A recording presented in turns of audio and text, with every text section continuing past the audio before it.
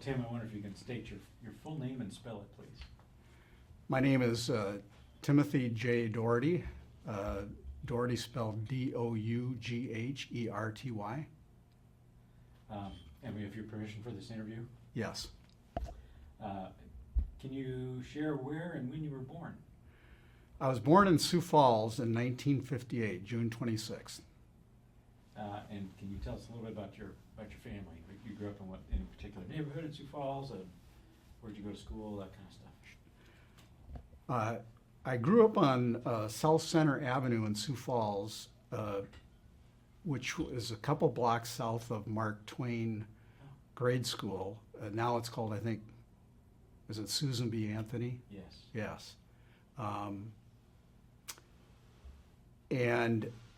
So I went to kindergarten at Susan B. Anthony Mark Twain Grade School, and then from there I went to St. Mary's Grade School from first grade through 8th grade, and then I went to O'Gorman High School from 9th grade to 12th grade, and then USD undergrad, and then USD Law School. Okay. And what did your parents do? When I was born, my dad owned a livestock commission firm at the Sioux Falls Stockyards. It was called Adams Dougherty. His father had started that company, and so he bought and sold cattle. And his father started the firm. My grandfather came from Iowa. I think he might have worked at the stockyards in Sioux City and then came up to Sioux Falls. His brother, Tom, had come up to Sioux Falls and started an insurance agency. And I think my grandfather kind of eventually followed him up here.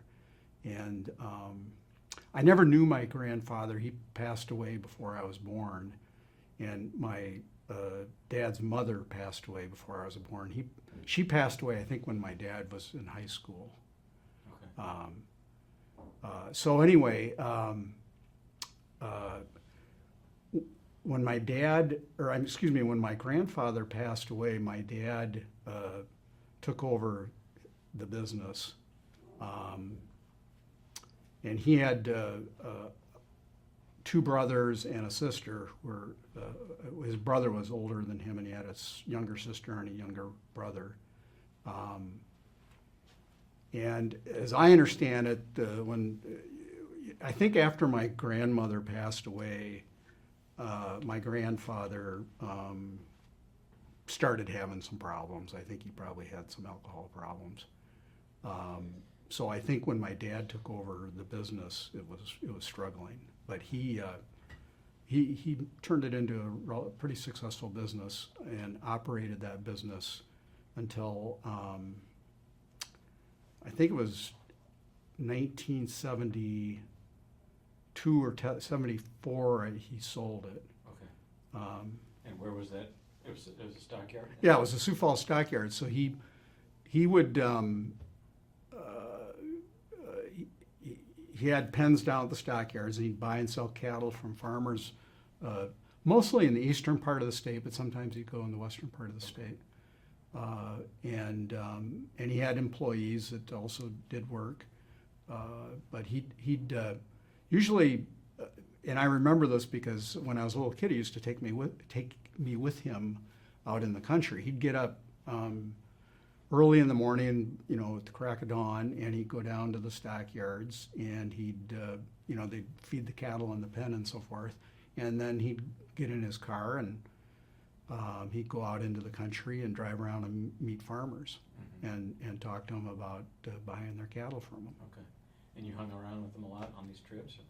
I got to go with him a few times. I was pretty young at the time, but yeah, he would take me along, and he bought me a cowboy hat so I could wear a cowboy hat. Okay. And so I kind of remember some of that. Now, where was the stockyard? You know where Morell's is down, Yes. or Smithfield? It was right across the street. Okay. Yeah.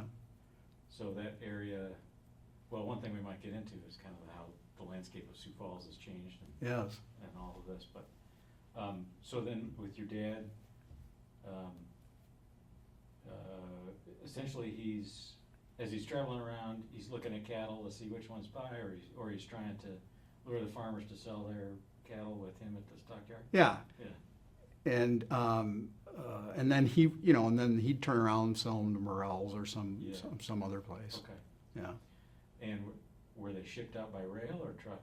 Truck. Both. Yeah. Okay. Truck. Okay. Well, then how did your dad get into politics then? What made the leap from? You know, I'm not entirely sure how he first got into politics. I think he might have been involved in some politics at university or South Dakota State University. Okay. He graduated from the it was a college at that time, and he had an agriculture economics degree. Okay. And I think he kind of got involved a little bit there. But my understanding is the first campaign that he really got involved in was, well, I should back up. Somewhere along the line, he became friends with George McGovern, Okay. and so I assume he got into Democrat politics around that time. And I think he was involved a little bit with George McGovern in terms of trying to build the Democratic Party. Right. And so when John Kennedy ran for president, my dad was the chair of his campaign in South Dakota. Okay. In 1960. Yes. Okay. And I assume the connection there was George McGovern. Okay. Sure. Because McGovern in '60, McGovern runs for Senate and loses. Is that, or is it? Because it's '62 and he. Yeah. So, Or maybe I'm misremembering that. But so McGovern had run, and then he lost. I think he ran for Congress, or no, he ran for Congress. He ran for Senate and lost. yes. And then he went to work for the World Food for. yeah, for the Kennedy administration and the Food for Peace program, and built that up. And then he decided he wanted to come back to South Dakota and run for the Senate. And I'm trying to remember who it was, because he was I running. think that must have been '62. Yeah, I think it might have been running against Munt at the time. Yes. Yeah. And it, In '60. yeah, and so John Lauk tells the story that the Kennedys thought that they caused George McGovern's defeat in South Dakota because, you know, he was associated with these Irish Catholic Democrats. Right, right. I think I've heard that story. Well, how did your, did you ever meet John Kennedy? No, I didn't. No, and I would have been really young. I know my dad was present when President Kennedy came out for the Hawaii Dam ceremony. Yes, we had a photograph in the archives about him speaking at that dedication. Yeah. So then how did your dad wind up on the ticket? If we could maybe skip forward to. Well, before he did that, you almost have to talk about. You mean you're talking about the gubernatorial ticket with Knight? Yes. I'd probably back up to. So he worked on the Kennedy campaign in '60, and then he ran for the legislature a couple times before '68. Okay. And I think it probably was a situation where he was sort of trying to fill a seat that they couldn't find anybody else to run. I'm not sure that at that point he had a burning desire to be in the legislature. But he was active in Democratic politics in Sioux Falls, and so I think he just decided to run. But in '68, he ended up becoming Bobby Kennedy's chair of his campaign in South Dakota. And I was never exactly sure how my dad got involved in that until one of my dad's friends, it was a guy by the name of Dave Harrison from Gloucester, Massachusetts, and he was kind of part of the Kennedy crew, and he came out to South Dakota in '68 for the primary election, and he and my dad became close friends. And when George McGovern passed away, Dave came out to South Dakota, and he and I were having lunch, and I asked him, I said, how did you ever end up in South Dakota, for Bobby Kennedy's campaign? And Dave told me that my dad had entered Bobby Kennedy into the South Dakota primary without Kennedy's permission. And you know, in those days, presidential candidates didn't enter into all those primary races. They used to just pick and choose a few of them. A lot of that was decided kind of in the back rooms at the conventions as to where a state's primary, or you know, delegates who they'd vote for. Yeah. So Kennedy, I don't think, had necessarily intended to enter into the South Dakota presidential primary, especially considering that Hubert Humphrey is, you know, next door and is kind of, you know, considered a favorite son of South Dakota at the time. But for whatever reason, my dad and a guy by the name of Pete Ecker, who was heavily involved in Democratic politics, Pete Ecker eventually became a bankruptcy judge in South Dakota, but he was an attorney practicing a law firm here in South Dakota. Anyway, he and my dad, for whatever reason, decided that Bobby Kennedy should be in the South Dakota Democratic primary, and they got him on the ballot. So, according to Dave Harrison, the Kennedy folks told Dave, you got to go out to South Dakota and find out what the heck's going on. And so Dave told me the story. He flew into Sioux Falls, and my dad came out and picked him up at the airport, and my dad had his stockyards clothes on, which meant that he was, you know, wearing a pair of khaki pants and cowboy boots and a hat and, you know, and a shirt. And, you know, Dave's from Gloucester, or from, you know, Boston. And, you know, he said, you know, I looked at your dad and I thought, well, you know, what am I getting into? And he said, I spent a few days with your dad in Sioux Falls, and he said, I got on the phone, I called the Kennedy people back, and I said, you're in good hands, just give Dougherty whatever you want. And so that's how I understand sort of my dad got involved in that campaign. And then when Bob Kennedy came out to South Dakota, he came out to South Dakota, I think, twice. And in each instance, my dad traveled with him around the state. So in the '68 campaign? Yes, in the '68 campaign. Okay. And then, and what I remember about the '68 campaign personally is they had a campaign headquarters downtown. It was, the building doesn't exist anymore, but I think it was on the block that is probably south of First National Bank, and they had headquarters there and staff. My dad spent a lot of time there. In addition to Dave Harrison, there was a gentleman, an attorney from Sioux City by the name of Don O'Brien, who later became a federal district judge, and he came up and worked on the campaign with my dad. And I don't exactly know how Don got involved in that, but he and my dad became good friends after that.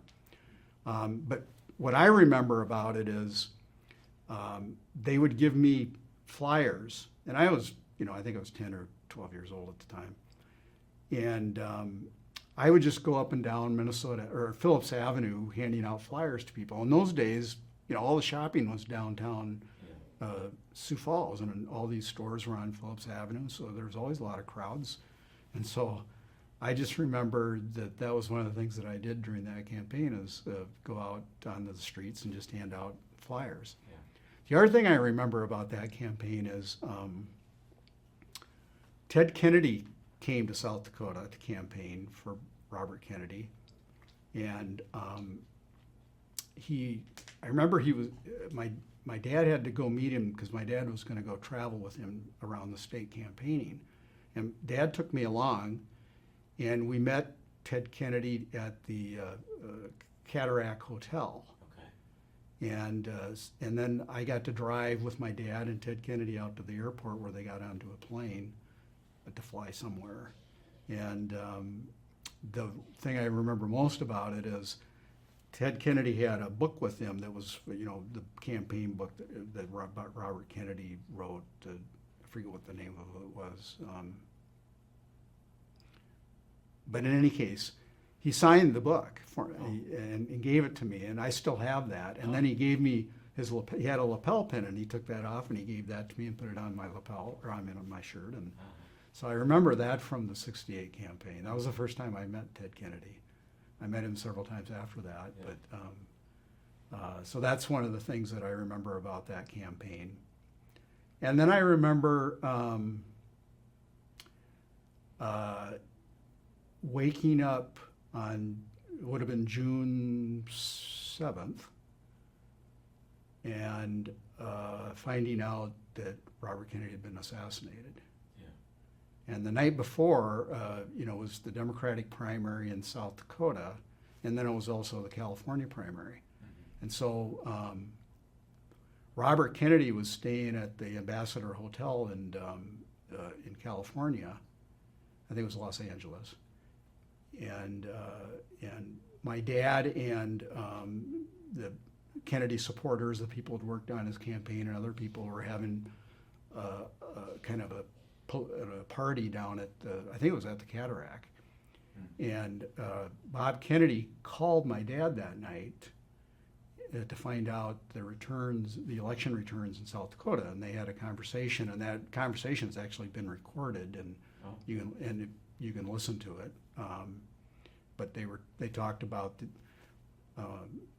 Bobby Kennedy coming to South Dakota and visiting the Indian reservation and things like that. Yeah. And so my dad was actually one of the last persons to have spoken to Bobby Kennedy before he was assassinated. So it was just a few minutes later Well, it was probably a little longer than that, but it wasn't much longer than that he went down to give the speech. Okay. And then when he's leaving, the place where he was speaking, he went through I think it was the kitchen, and that's where he was assassinated. Right. And then after he was assassinated, my dad was, they sent a telegram to my dad inviting him to the funeral, and he was an honorary pallbearer at the funeral. The other thing I do remember is watching the funeral on TV with my mom and my siblings, and trying to see if we could see Dad, because when they left the church, everybody went. My dad rode on the train from New York to Washington, D.C. With the casket and the Kennedy family and some of the other folks. And so I remember we were watching to see if we would see my dad boarding the train. And then as Thomas Knock wrote a book about George McGovern. It's a 2-volume, and I don't think he's published the second volume, but the first volume, I read that, and I learned something about my dad that I really didn't know, which was when Dad was on the funeral train, he and a guy by the name of Jesse Unruh, and Jesse Unruh was I think he was the Speaker of the California Assembly. Okay. And he had been a big Kennedy supporter. And so they were riding on the train talking about, okay, now what's going to happen with the Democratic Party nominee and so forth. Right. And they, according to Thomas Knock, who I think got this from my dad because he interviewed my dad, they kind of hatched the plan that George McGovern should run for president in '68. Did he enter the primary? So no, he didn't. What he ended up doing is going to the Democratic Convention in 1968. Yeah. But he didn't have the votes to win. But I think his name was entered into nomination. Okay. But that's right. So your dad went to the Democratic? Yeah, my dad was a delegate to the 1968 Democratic Convention, and and my mom went too, and I remember watching on TV the riots and so forth. Okay. And so what did you? Well, what did you think of the riots? You're 11, 12 years old, and you're watching the news and seeing the newscast, and of course you know your dad pretty well, or at least as well as a 12-year-old boy could. What did you think about why they were protesting, and was there kind of a... Well, I understood that it was about the Vietnam War, Yeah. but I don't know that I understood fully the ramifications of it all. Right. Did your dad have any response to it at the time to you, or how did he? Well, actually, I spent probably more time I remember talking to my mom about it more than Okay. my dad. Okay. I think it had a bigger impact on my mom because I remember her telling me that she was watching out the window Okay. of the hotel that they stayed at and seeing these people get hit with billy clubs and bleeding and things like that. I think it really shocked her. Yeah. My dad was probably not watching the riots quite as Sure. much because he would have been in the convention hall at the time. And then, so if McGovern, when Kennedy was shot, when in California put him over the top, if I. Yes. So. He had lost Oregon to Ed Muskie, Okay. and so he did win California, and he won South Dakota. Yeah. And the next place I think he was going to go is, was on to the convention. Yeah. South Dakota Public Broadcasting did an interview of my dad and George McGovern on Oh. Bobby Kennedy's, I think it was the 50th anniversary of Robert Kennedy's assassination. And they started out with the interview of George McGovern, and then they brought my dad in for a separate interview. But I remember listening to it, and I don't know if this is where your question was leading, but George McGovern speculated that Bobby Kennedy would not have gotten the nomination, which I thought was really interesting because I had always assumed that Bobby Kennedy would have gotten the nomination had he survived and gone to Chicago. Yeah. And I never talked to Senator McGovern about that. I'd like to have known why he thought that. I respect his opinion because obviously Senator McGovern knew his way around Democratic politics and the convention. Sure. And knew how things worked. But I also kind of wondered whether Kennedy would have been able to persuade Mayor Daley, because Mayor Daley controlled Chicago, controlled all the votes, as I understood it. And I think the Kennedy family had pretty good relationships with Mayor Daley. And so I've always kind of wondered whether they would have been in it. And Daley had a lot of influence on the Democratic Party at that time, and I respect Senator McGovern's opinion about that, and he's probably right, but I've also wondered whether they could have orchestrated a win. Yeah. Was it a shock to your dad, or do you remember your dad when Johnson announces he's not going to be a candidate, President Johnson? I mean, so in March, it kind of throws the whole.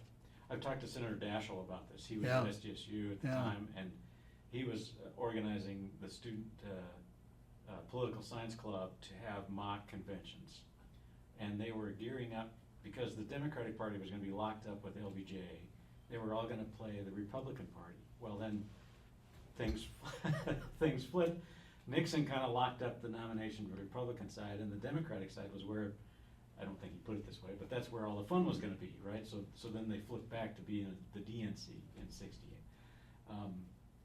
and he just registered his shock as a junior in college that Johnson wasn't going to run. Was your dad shocked or disappointed, or was he happy that maybe now Kennedy or McGovern has a shot at it? It opened up the field. Yeah, I guess I can't tell you how he would have specifically reacted to it.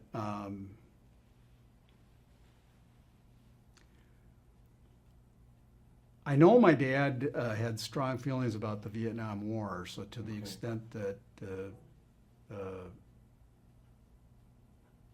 Kennedy or McGovern would have been more committed to putting an end to the war, I think that would have made him more. I think he would have been glad to see them as alternative candidates. Okay.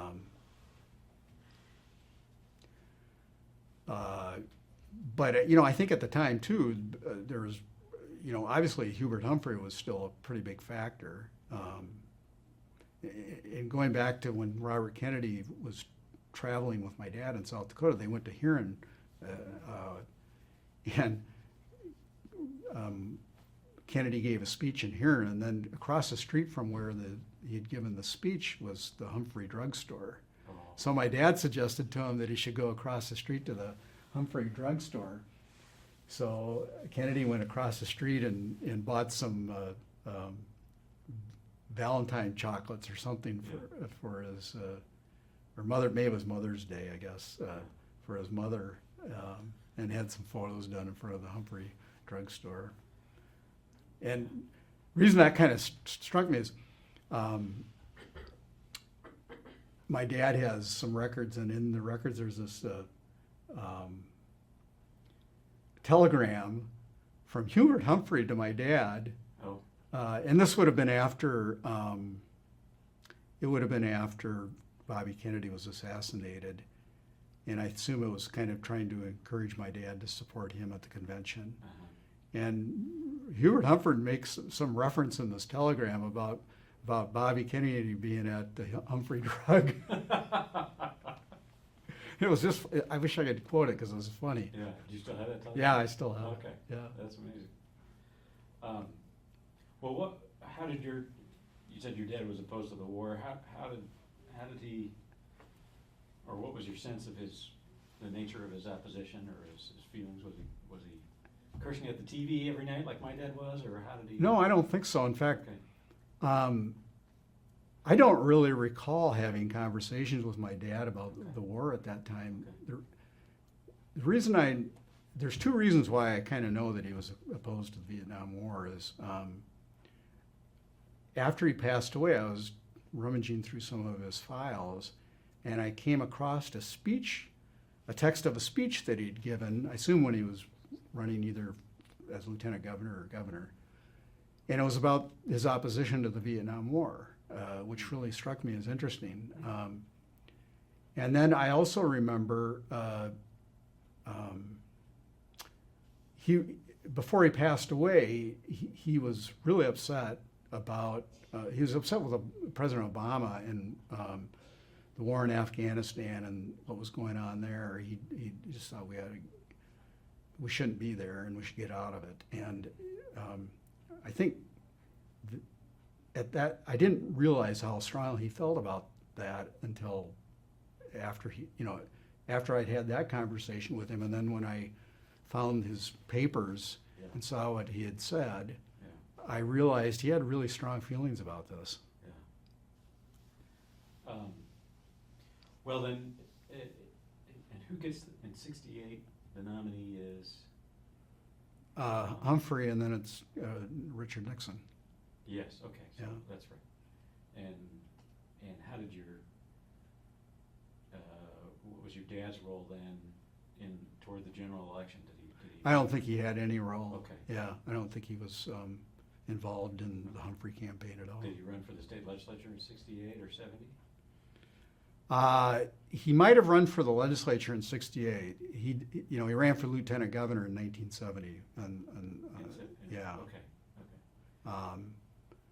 He would have been active in Democratic Party politics during that period of time. He was a national committee man, and he went to meetings, different national meetings and state meetings. It was interesting when I was going through some of my dad's records. After Robert Kennedy was assassinated in the summer of 1968, the Democrats held their state party convention in Huron. And there were, in my dad's files, I came across these articles written by reporters with the Los Angeles Times and the Washington Post about the Democrats meeting in Huron, South Dakota. Now nobody would ever pay attention to one of the Democratic convention meetings, in South Dakota, but they were writing about it because there was a lot of interest in what McGovern was going to do. And some of the Kennedy people came to the convention to help kind of solidify candidates. The other thing that happened at that convention is, and this again is based on some articles that I read, my dad and some of his allies kind of took over the Democratic Party at that point, from some of what the article referred to as the old guard. And I sort of believe that was kind of the point that launched my dad into sort of getting involved more in statewide politics in terms of running for lieutenant governor and so forth. Now, at the time, was it a ticket, or were the two candidacies independent? They were independent. So my dad ran as separately from from Governor Kneip. Okay. So conceivably, you could have had A Republican. a Republican governor and a Democrat lieutenant governor. Yeah.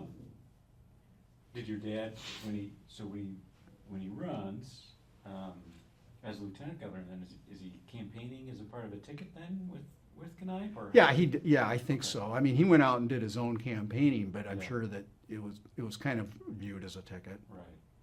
And who are some of the other luminaries in the Democratic? Herseth, I suppose, and was he? Well, Ralph Herseth Right, was yeah. governor before that. I think, Ralph Herseth was governor in 60 or 58? Yeah, 58. Okay. When is it, 58? Yeah. Yeah. I think Frank Denholm was on the ticket. Okay. Yeah, and then so was Jim Aberusk Okay. in 1970. Congress. Yeah. Yeah. Aberusk ran for the U.S. Senate, and Denholm ran for Congress. You know, at that And time, there's- you'd have East River and West River. We had 2 congressional seats at that time. Yeah. So Frank Denholm ran for Congress. Yes. Okay. Were the duties of the lieutenant governor at the time more or less what they are now? Is it kind of, I mean, sometimes it's a part-time job depending on Yeah. the governor wants to run things and runs the Senate, he presides over the Senate, so your dad presided over the Senate? Yes. Okay. So I remember when my dad got elected, I remember going to the 1970 inaugural. And the thing I remember most about that, well, there's a couple things. One is how bitterly cold it was that day. It was just miserable. And we were staying at the Holiday Inn in Pierre, South Dakota, which is now the Iron Horse. Okay. Yeah, and at that day it was, a newer hotel, and it was a place where a lot of people stayed. And I remember our room was facing to, I think, which would be the south or sort of the southwest, where the railroad tracks are, And I just remember how the wind was blowing, and you could just feel the air coming out from underneath the door in the hotel room. The Argus Leader quoted my dad as just before he and Kneip went out to, speak to and be sworn in. They quoted my dad as saying something to the effect that Republicans always said it would be a cold day in Pierre before Democrats ever took over. But It was cold. yeah. So I remember that, and I remember after my dad was sworn in, we went up to his new office on the 3rd floor, and Jim Abner was there, and Jim had been the lieutenant governor, Okay. and he was cleaning out his desk. And the thing I remember most, well, I remember 2 things about that. One is what a wonderfully gracious man he was. And then number 2, he had this great big candy jar on his desk, and for some reason I just always thought that was great, Yeah. So anyway, we went to my dad's office and took some pictures, and that's one of the other things I remember. And then, but with regard to my dad's duties as lieutenant governor, yes, he presided over the Senate, and in 1970, the Republicans still controlled the Senate. So traditionally, it's my understanding the lieutenant governor would choose the committee chairs. Oh. And because my dad was of a different party than the members of the Senate, that controlled the Senate, they took that power away from the lieutenant governor. Okay. So then in 1972, when my dad got reelected as lieutenant governor, the Democrats took control of the Senate. And so there became a dispute between my dad and I think Harvey Woolman, who was the majority leader at the time, as to who was going to make the committee chair appointments.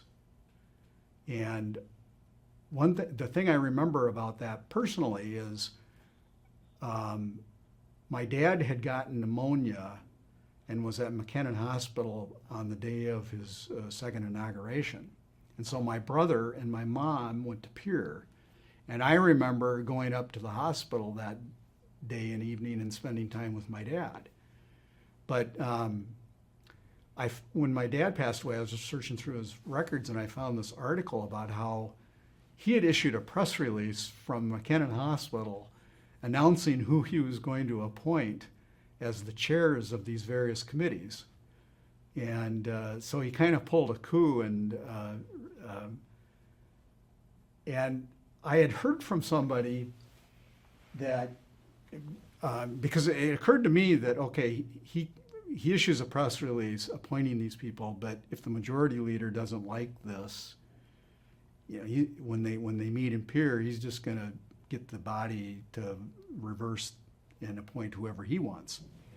So I was trying to figure out how my dad could have sustained that, and somebody had told me that he had appointed as vice chairs of the committees Republicans.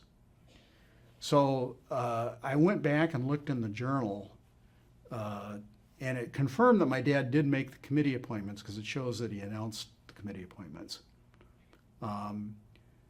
But as I looked at the committee chairs, it appeared to me almost all of them were Democrats, except for then I got to the chair of the Judiciary, and the vice chair of the Judiciary Committee was Don Byerly from Yankton. And my dad and Don Byerly are really good friends.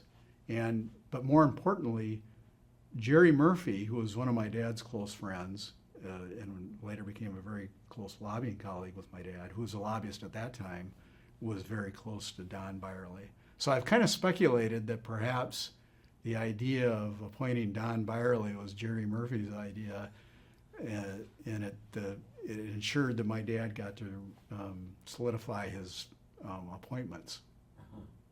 And then I was reading, John Andrews wrote a thesis about the Kneip administration, and I recently got a copy of the thesis, and I was reading through it because there's some history about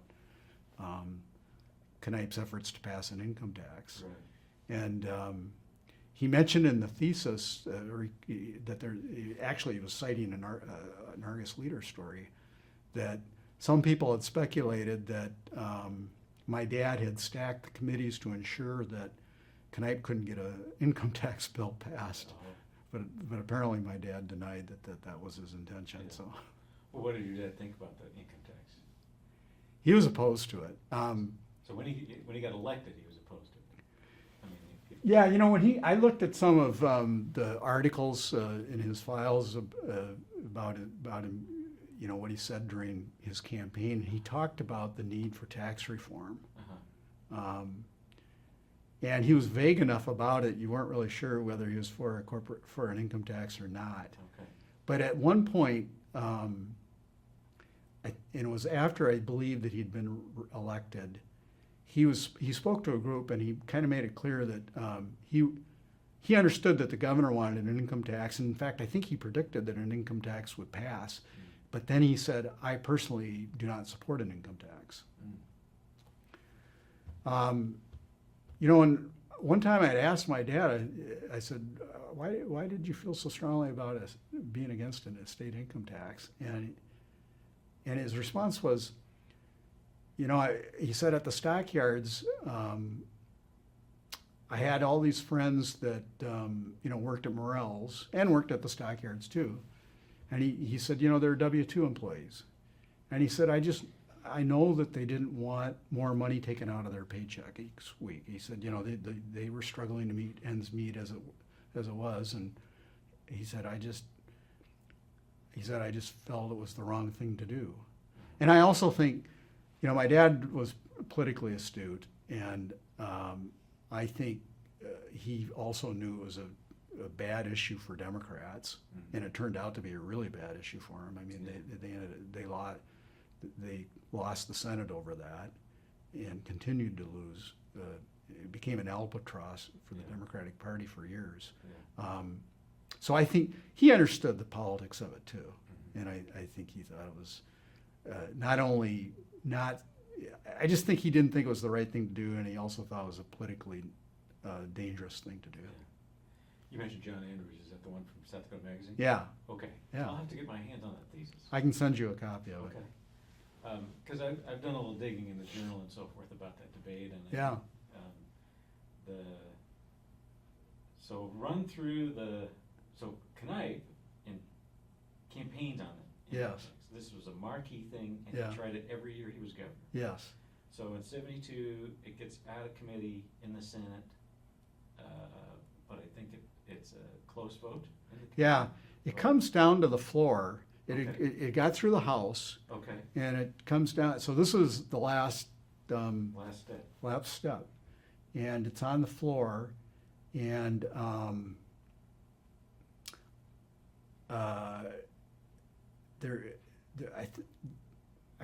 don't think it was a vote on the merits. I think it might have been a vote to calendar the bill for some reason.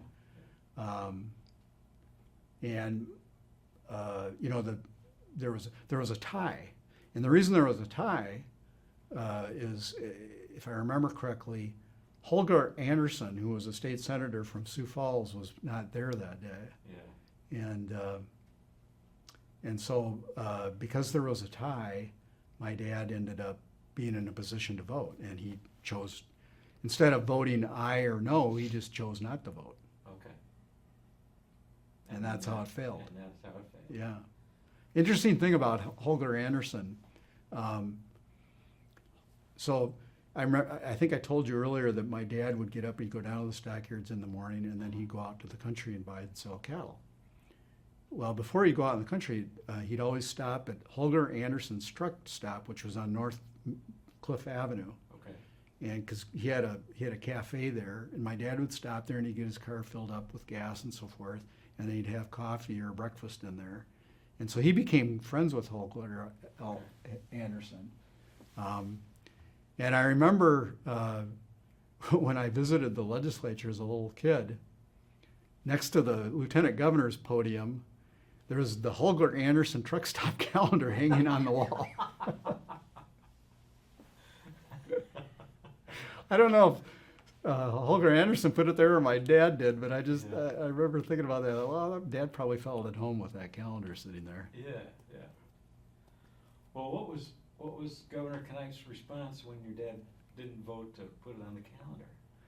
Oh, I think he was really mad. But, years later, I asked my dad about his relationship with Dick Kneip. And first of all, I never ever heard my dad say anything derogatory about Dick Kneip. My dad liked Dick Kneip. And when I asked Dad about, what was your relationship with Governor Kneip after that? And he said, when I started lobbying, he said Dick Kneip was great to me. He said he treated me very well. He says we had a good relationship. And what did Leader Woolman think? This was his chance too to get this done. And I don't know. I don't know what Harvey Woolman would have thought about that. I remember. And Harvey Woolman was just a great guy. You could not like Harvey Woolman. I remember I was reading an article by Tom Lawrence in the Dakota Standard. He was interviewing Harvey Woolman, and he asked Harvey what would have happened if Dick Kneip hadn't been allowed to run for essentially a third term. And Harvey said, well, I would have run. And Tom Lawrence said, well, so you would have ran in a primary against Bill Doherty? And he said, yeah. And he says, what do you think the outcome of that? And Harvey says, well, I would have beaten Doherty, no question about it. And I had to kind of laugh about that because, you know, unlike my dad, Harvey had never run for statewide office, and he'd never managed, you know, campaigns like my dad had. Yeah. And you know, I don't, you know, my dad was pretty well known in Sioux Falls, and, Sure. and so I think it's kind of unlikely that my dad would have gotten beat by Harvey Woman. And then the other thing that occurred to me is Harvey ran, you know, when Kneip resigned to go to Singapore as ambassador, you know, Harvey became governor, and then he wanted to run for governor, and he ran against Roger McKillop, a banker from Alcester, and got beat in the primary. So it occurred to me, if you can't beat a banker in a Democratic primary, I don't know if you can beat my dad. Yeah. Well, yeah, I mean, you think about running Bobby Kennedy's campaign in '68, being so close to George McGovern. I mean, all of this kind of. Yeah. How would your. And this may be unfair, I don't know, but I think the Kneip people would have been supportive of my dad.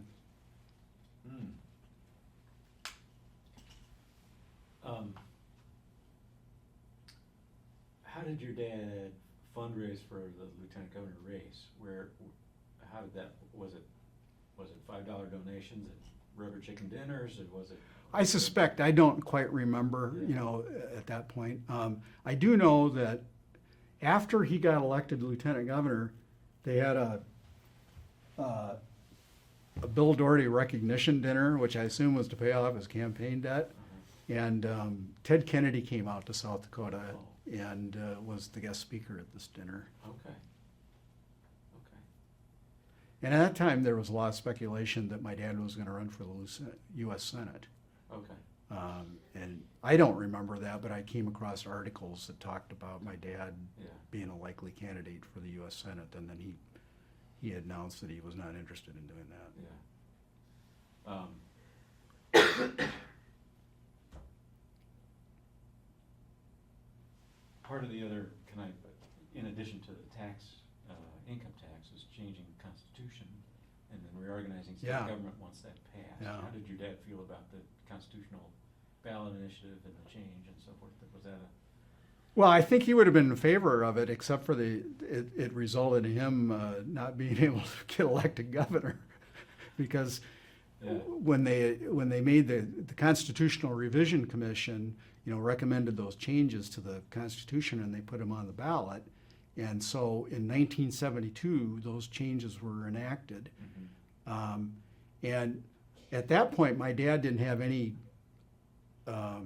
idea that Kneip would be able to run for another term. Right. But Governor Kneip went to the Supreme Court and asked them for an advisory opinion about whether the constitutional changes would enable him to run, essentially start all over again and run for another term. And then they said yes. And by that point, my dad had already sort of committed to running for governor. Okay. But wasn't there a lawsuit about his running too?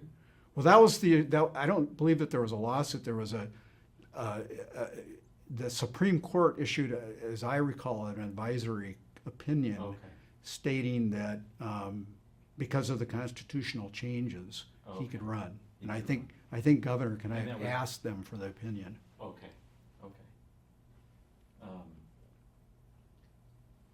I vaguely recall, who's Secretary of State? At that time? Yes. Was it? Was it Lorna Herseth? Lorna Herseth. Yeah. I thought she sued Kneip over some issue regarding the constitutional change in his. I don't recall that, but my recollection of the decision as to whether Kneip would be able to run, I thought was done by an advisory opinion from the Supreme Court. Okay. So then your dad has got some choices to make as far as his political in '74. Yeah. So then what's the choices he makes in '74? Well, so he'd made the decision he was going to run for governor. Okay. Because you know, at that time the lieutenant governor served for the governor served for only two two-year terms, so he was term limited. Okay. So he had decided he was going to run for governor, and he wasn't expecting to have a primary with Dick Kneip. But he gave it his best. He got shellacked. Yeah. And Dad always told me, he said, there's no better campaigner than Dick Kneip. Yeah. He's just a natural.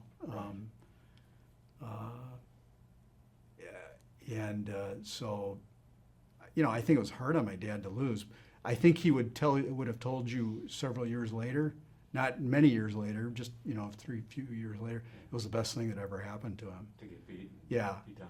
Yeah. Well, it launched his lobbying career, and my dad was a very good lobbyist, and I don't know if he would have been a very good governor. I never could quite Those are figure. different skills. Yeah, Yes. my dad's skill set was politics. Yeah. He liked campaigns and he liked politics. My dad wasn't really a policy wonk at all. I'm sure he was very disappointed, but I've heard him say on more than one occasion it was the best thing that ever happened to him. Okay. Because it launched him on a whole different thing. Got Yeah. sort of the political bug out of his system and launched him off Okay. in his lobbying career. And he still was quite involved in campaigns after that. He chaired. This would have been in '74, so he'd traveled all over the United States with George McGovern. But Yeah. when after he got beat, I think the next campaign was McGovern's Senate reelection campaign, and my dad was kind of ran that campaign for McGovern in South Dakota. Okay. And he was involved in a lot of other campaigns. He was involved in Tom Daschle's campaign, and Okay. he was involved in Roger McKill's campaign when he ran against Harvey Woolman. Okay. So Okay. he loved campaigns. Yeah. What is it? Well, let's talk about that for a second. What is it about campaigns that your dad? What was the draw? Just The people. the people. Yeah. He liked being around people in campaigns. He liked strategizing. He wasn't one of those persons that got involved in a campaign and got caught up on policy statements and things like that. That wasn't his forte. His forte was figuring out where the votes were, how to get them, Okay. things like that. Okay. Organizing events. Uh-huh. He was good at that. Okay. And as far as issues go, in the early '70s, or in your dad's in politics, what was there something that,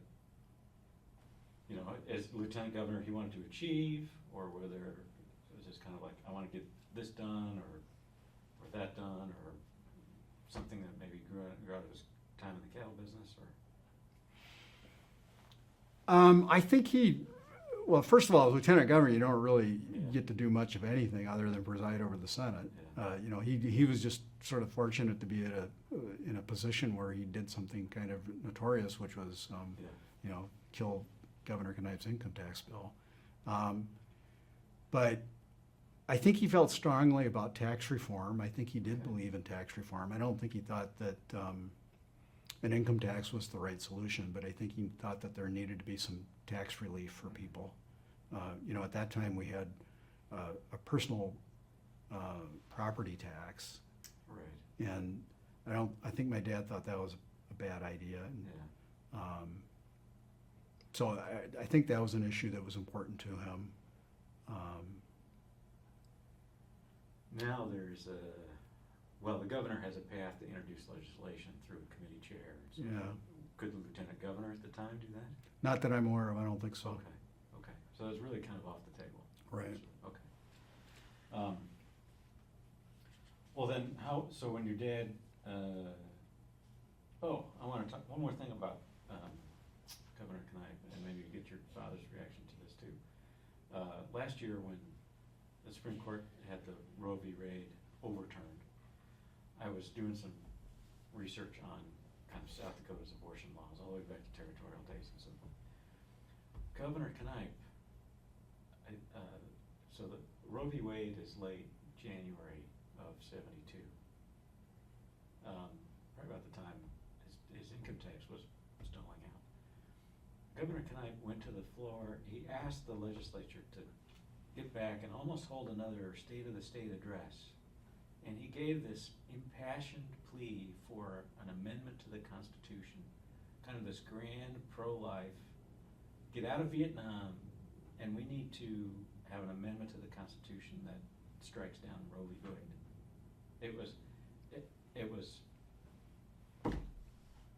It was stunning to know how the Democratic Party around the country and in South Dakota feel about abortion today, and see the last Democratic governor so adamantly opposed to Roe v. Wade, just clearly.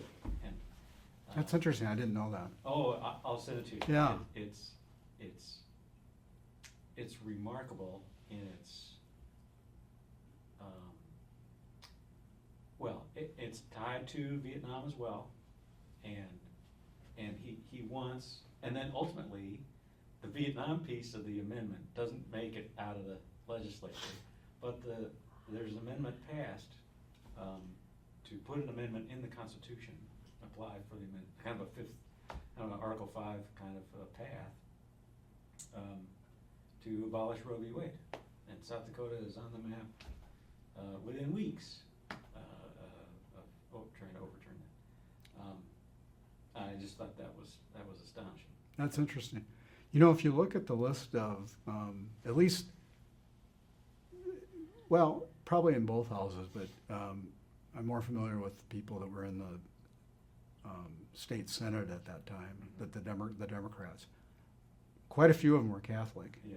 Yeah, you know, you had, well, of course, Dick Kneip was a Catholic. My dad was a Catholic. Yeah. And I think the Kennedy campaign brought a lot of the Catholics out of the woodwork in South Dakota, you know. Yeah. My dad obviously loved Kennedy because he was an Irish Catholic. Yeah. But there were a lot of Catholic legislators, Democrat legislators at that time, and Did the diocese lobby at that time? I mean, they, you know, the diocese I don't kinda know. has a political presence from time to time. Yeah. Bill. you know, when I was growing up and going to O'Gorman at that time, Yeah. and my recollection of the, you know, there were quite a few priests that taught classes at O'Gorman, and if I had to categorize them, I'd say they were pretty liberal. Okay. Now, I'm not saying, Yeah. that's not Not a the statement same. on their position on abortion, Right. but they were, you know, social justice issues were a Yeah. big deal Okay. in politics. I think it was a big deal for my dad. I think my dad, that's part of why he was attracted to McGovern and Okay. Kennedy's and so forth. And I remember the priests and the nuns at O'Gorman. You know, like I said, I would have considered them to be on the liberal spectrum, Mhm. at least by today's standards, because you know they were anti-war and you know, and concerned about poverty and things of that nature, and Mhm. so. Okay. Well, so you, when did you graduate from O'Gorman? I graduated from O'Gorman in 1977. 77. Yeah. Okay. And you went to USD? Yes. Yeah. And then on to law school? Yep. I was an English major and then went on to law school at An USD. English major makes good. Yeah. Yeah. Did you have ambitions in high school, watching your dad and all these other kind of meeting Ted Kennedy and all this kind of stuff of getting involved in politics? Or? Yeah, I kind of did. You know, I was in student government the whole time. In my senior year, I was student body president. At USD undergrads? No, I'm sorry. I thought you were talking about Gorman stuff. Oh, I'm sorry. Yeah. Yeah, when I got to USD, I didn't get involved in student government at all. I did get involved in some campaigns. As I was growing up, I worked when George McGovern ran for Senate. I worked on his Senate campaign, and again, this was right after he had lost the '72 race. Okay, yeah. And I remember I was on a crew that would go around Sioux Falls canvassing, going door to door, asking people who they were going to vote for and so forth. And it was amazing, all the people from all over the United States that came and worked on that campaign. My team was a guy from Texas and a woman from Hawaii. Oh. And then there were some other people I don't quite remember, but I remember those two specifically. And we would go out into a neighborhood and spend the day going up and down the street, knocking on doors. And this was his '74 campaign for re-election of the Senate? Yeah, it would have probably, let's see. Yeah, it would have been 74. Okay. Yeah, I think, or 74 or 76. I think, yeah, probably 74. 74 because he runs and gets beaten. Yeah, right? yeah. Yeah, so 74. Yeah. I remember that campaign. I worked on Tom Daschle's campaign a couple times when he ran.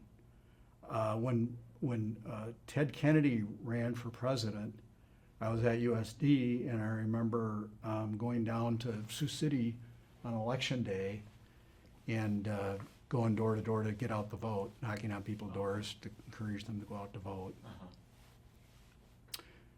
In fact, that was the second time I think I met Ted Kennedy. I remember my dad and my brother and I went down to, Ted Kennedy was going to speak down in Sioux City. And so my dad, we drove down and went to this dinner where he spoke. And then afterwards, apparently it was Ted Kennedy's birthday. And so they were going to have a birthday party at the hotel where Senator Kennedy was staying.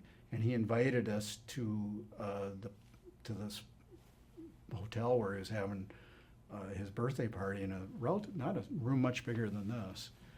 And I remember being there and seeing him, and I remember he took off his jacket and he was wearing a back brace, which was kind of something I had not seen before. Oh. And the other thing I remember about that is I met Norman Mailer. Oh. Wow. Well, you never know when Kennedy parties. Yeah. Was he there campaigning for him? Or he was? Yeah, apparently he was traveling around campaigning for him. Yeah. What was so when the farm crisis really hits, 78 and into the 80s and so forth, your dad was lobbying? Yes, yeah. So then did he lobby on that issue for certain people? Or when he was defeated as lieutenant, when he ran for governor, he sold his business. I think he might have sold his business around that time, and I think he had a pretty big campaign debt. He was in. I think he was in quite a bit of financial trouble at the time. Mm-hmm. But he got his first big client was Northwestern Bell. Okay. He lobbied for them, but he also got hired by United Family Farmers to oppose the Hawaii irrigation project. Oh.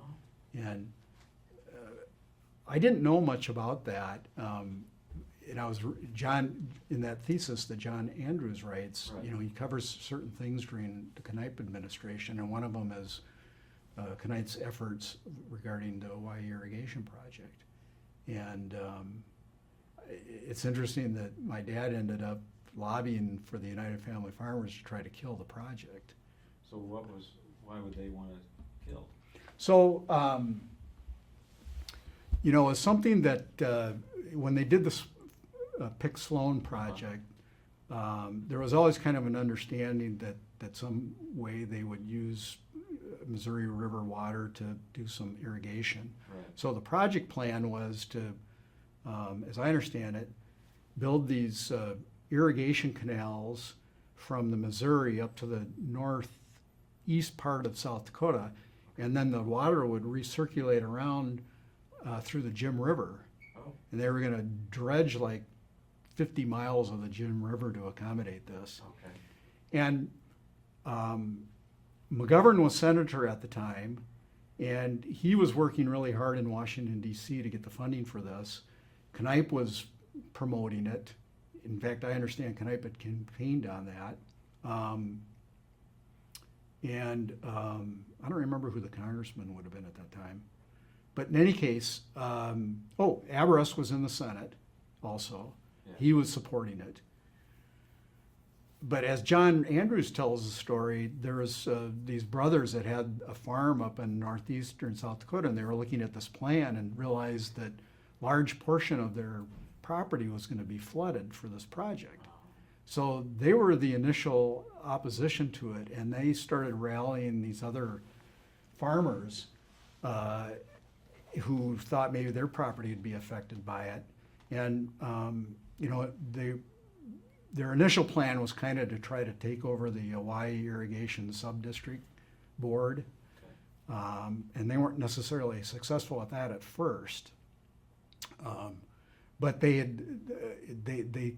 developed pretty strong opposition to the project. I think kind of caught Kneip and McGovern off guard. Yeah. And at some point, they ended up hiring my dad to try to get a bill passed in the legislature for a moratorium on the project.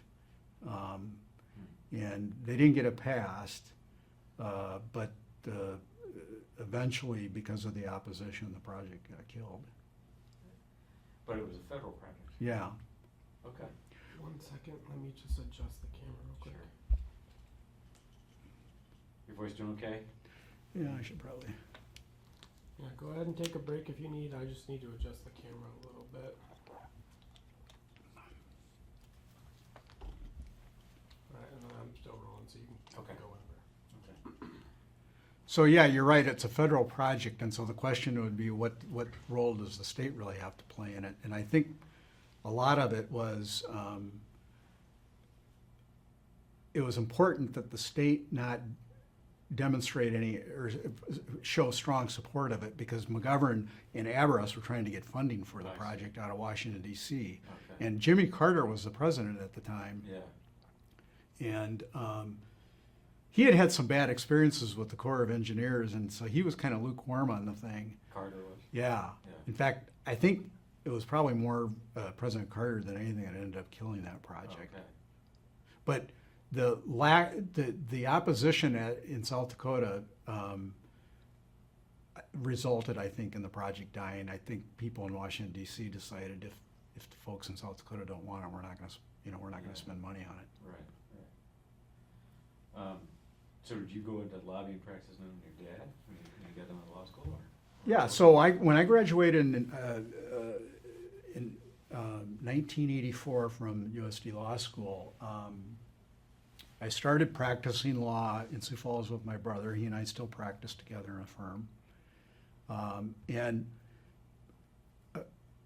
Before I started law school, in my last year of at the university, I did an internship at the South Dakota legislature, and I was Lars Herseth's intern. Okay.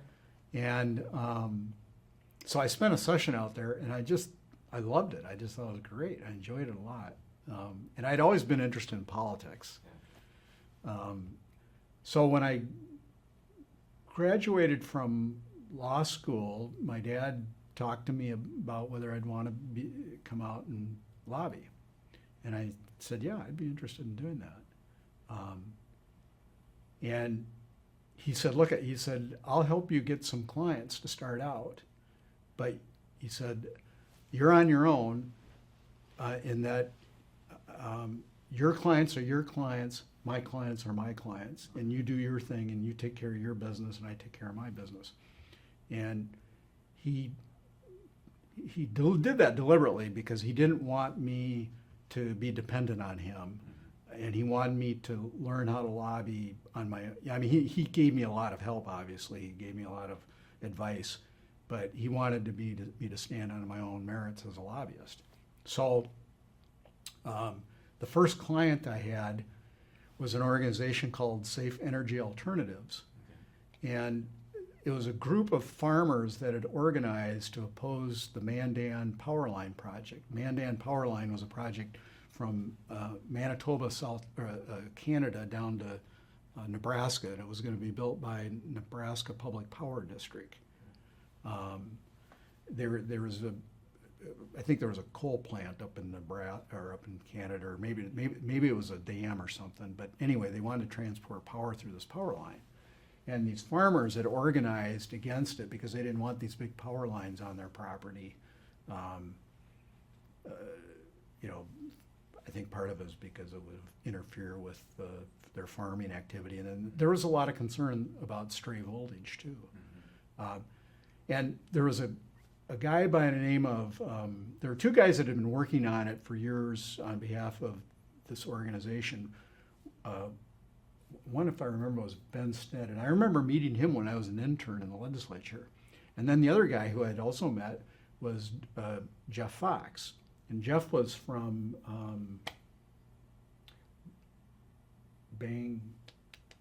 Bancroft, South Dakota, or something like that? Yeah, that's where Jeff was from. Okay. He grew up on a farm there, Okay. and he had been lobbying for this organization and decided he wanted to go to law school. So he knew me and he knew my dad, and so he referred his client, which was that organization, to me, and they hired me. So that was my first client. Okay. Jeff went on he went to law school and then became a lobbyist. He became Bill Janklow's chief of staff during his second term Okay. for a short period of time. Okay. Jeff was very active in politics after that. And then he became general counsel for Poet. Before that, he'd done a lot of lobbying for the Bruins on ethanol issues and so Okay. forth. And unfortunately, Jeff died early while he was still general counsel for Poet. So anyway, that's how I got my first client. And my job was to make sure that no bill passed and enabling this power line. Yeah. But by then it was kind of winding down. The project was they just weren't getting traction for the project, and so it was shortly after that session that they just kind of disbanded the project altogether. Did you, if I recall, did you work on the McGovern campaign for Senate in '80? Or your dad involved in that? Yeah, maybe that was the campaign. So let's see. Was that his first campaign after he ran for president, or was it a second campaign? Would have been his second, because he ran for re-election and lost. He was primary. Yeah, in '80 he lost, right, Yeah, to Abner. Right. No, I don't think I worked a lot on that campaign because let's see, I would have probably been. Yeah, I was down in Vermillion going to school at the time. Okay. The only thing I think I remember about that campaign is my dad worked on the campaign. Okay. And somehow, if I remember this correctly, I think it was in the '80 campaign, not the '74 campaign. He got, or Frank Reynolds, remember him? He used to be ABC News. He was Yes. an anchor. Yes. So Frank Reynolds came to South Dakota to cover election night campaign in South Dakota. Oh. And he needed essentially a gopher. And my dad knew all these, because my dad had traveled throughout the United States with George McGovern. My dad knew all these press people. It was just amazing, all the press people he knew. And somehow Frank Reynolds hired me to sort of be his assistant that night. Okay. So that's really the one thing I remember about that campaign. So that's where you were in the '80 campaign? Then? Yeah. Or you're on the remote ABC set? Well, Reynolds was an ABC. Yeah, he was an ABC guy. Yeah, I I was just kind of running errands for him. I wasn't on the set. You know, I Okay. mean, he wasn't interviewing me or anything Right, like right. that. I was just doing whatever he asked me to go do. I see. Yeah, Okay. find people that he wanted to interview is kind of what I was doing. I see. Okay. Well, if you start lobbying in the '80s, what were the big issues? This is Janko's the governor. Yeah. So what were the big issues, and what was the tone like as a lobbyist in the late '80s? So, 1986 was probably my first really big session. I had been hired by the South Dakota Physical Therapists Association Okay. to get a bill passed to allow physical therapists to practice without physician referral. Oh, Because prior to that time, in order for a patient to go to a physical therapist, they had to go through a physician. And I'm not exactly sure how they got a hold of me, but they did hire me, and in fact, I still represent them to this day. But I lobbied that bill, and I remember we had a big fight with the medical association, but we got it passed. And Debbie Anderson, who later became, not much later, became the first woman Speaker of the House, okay. was my prime sponsor of that bill. Okay. And I think it's probably the main reason. It wasn't because I was such a great lobbyist. I had a great sponsor. Yeah. And I had worked on her reelection campaign for the legislature. I was in charge of putting up her signs around Sioux Falls. Okay. She and my dad were friends, and I had become friends with her. And so She related to the Holger Anderson? no, Dean Anderson. She was from DeSmet, I think, or somewhere around there. Oh. Let's see, is that where Tony Van Huysen's from? Tony's mom grew up in Kingsbury County. Yeah. And yeah. DeSmet. His grandpa. Yeah, and the reason I'm asked is because Yeah. Dean Anderson, who was Debbie's father, and came to the legislature later on, and he served from that district. So that's where Okay. Debbie was from. Okay. But she lived in Sioux Falls. Okay.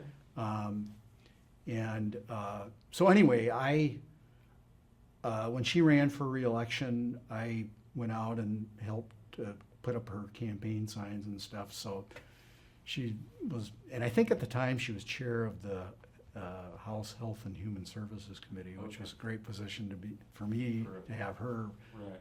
sponsoring my bill. So she was willing to help out a poor young lobbyist, and Yeah. and I got the bill passed, which was quite a victory, really, to Yeah. be able to. At that time, the Medical Association, they're still a very powerful organization, but it was kind of before physicians mostly worked with the healthcare systems. Before it was physicians were independent practice, and Right. the executive director of the Medical Association at that time ran the Medical Association. He was also chair of the Board of Medical and Osteopathic Examiners, which regulated the docs, and he was also the head of Dakota Care, which was the doctor's health insurance company. So they were a really big organization and really a powerful organization. So I was blessed to have Debbie as my sponsor. Yeah. Well, I hadn't thought I would ask you about this, but then, you still lobby for that organization today? Yeah, I just got a bill passed this session so that they have their own board. That was one of the things they've wanted to do for years. Oh, wow. And so, because they're under the Board of Medical Examiners. Okay. And so, in addition to, after I got that bill passed, I ended up getting hired by the occupational therapists and the respiratory therapists in subsequent sessions to pass a licensure act bill. Because before the respiratory therapists and the occupational therapists were not licensed. Right. And so they hired me to get a bill passed, and I was told, I don't know who I don't remember who told me this, but if you're gonna try to license these people, you can't create a new board, because Janko will veto the bill. He was opposed to creating any new boards. Yeah. You know, and I didn't quite understand the logic of that until I read John Andrews' thesis, and he talks about state government reorganization. Yeah.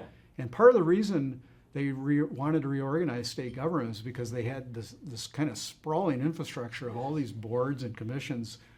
And so I think as a result of that, they wanted to limit some of that. And Yeah. I assume that's had a lot to do with why the Governor Janklow took that position. Yeah. And Governor Nome had taken the position too. Right. But anyway, so I drafted these practices acts. I didn't do those two bills in the same year. I did them in separate years. But I think the first one was the OT bill for the occupational therapists. And it takes a 2/3 vote to get those bills passed because you're creating a special fund for the dues to go into and so forth. Yeah. But it was created under the Board of Medical Examiners, and I got the bill passed, and Janklow vetoed the bill. You gave him a chance to shine. Yeah, but they overrode his veto. Oh. Yeah, so I was fortunate. Wow. I give more credit to my dad to help me. He helped me get it overridden. I'll have to give him credit for that. But in any case, going back to today, all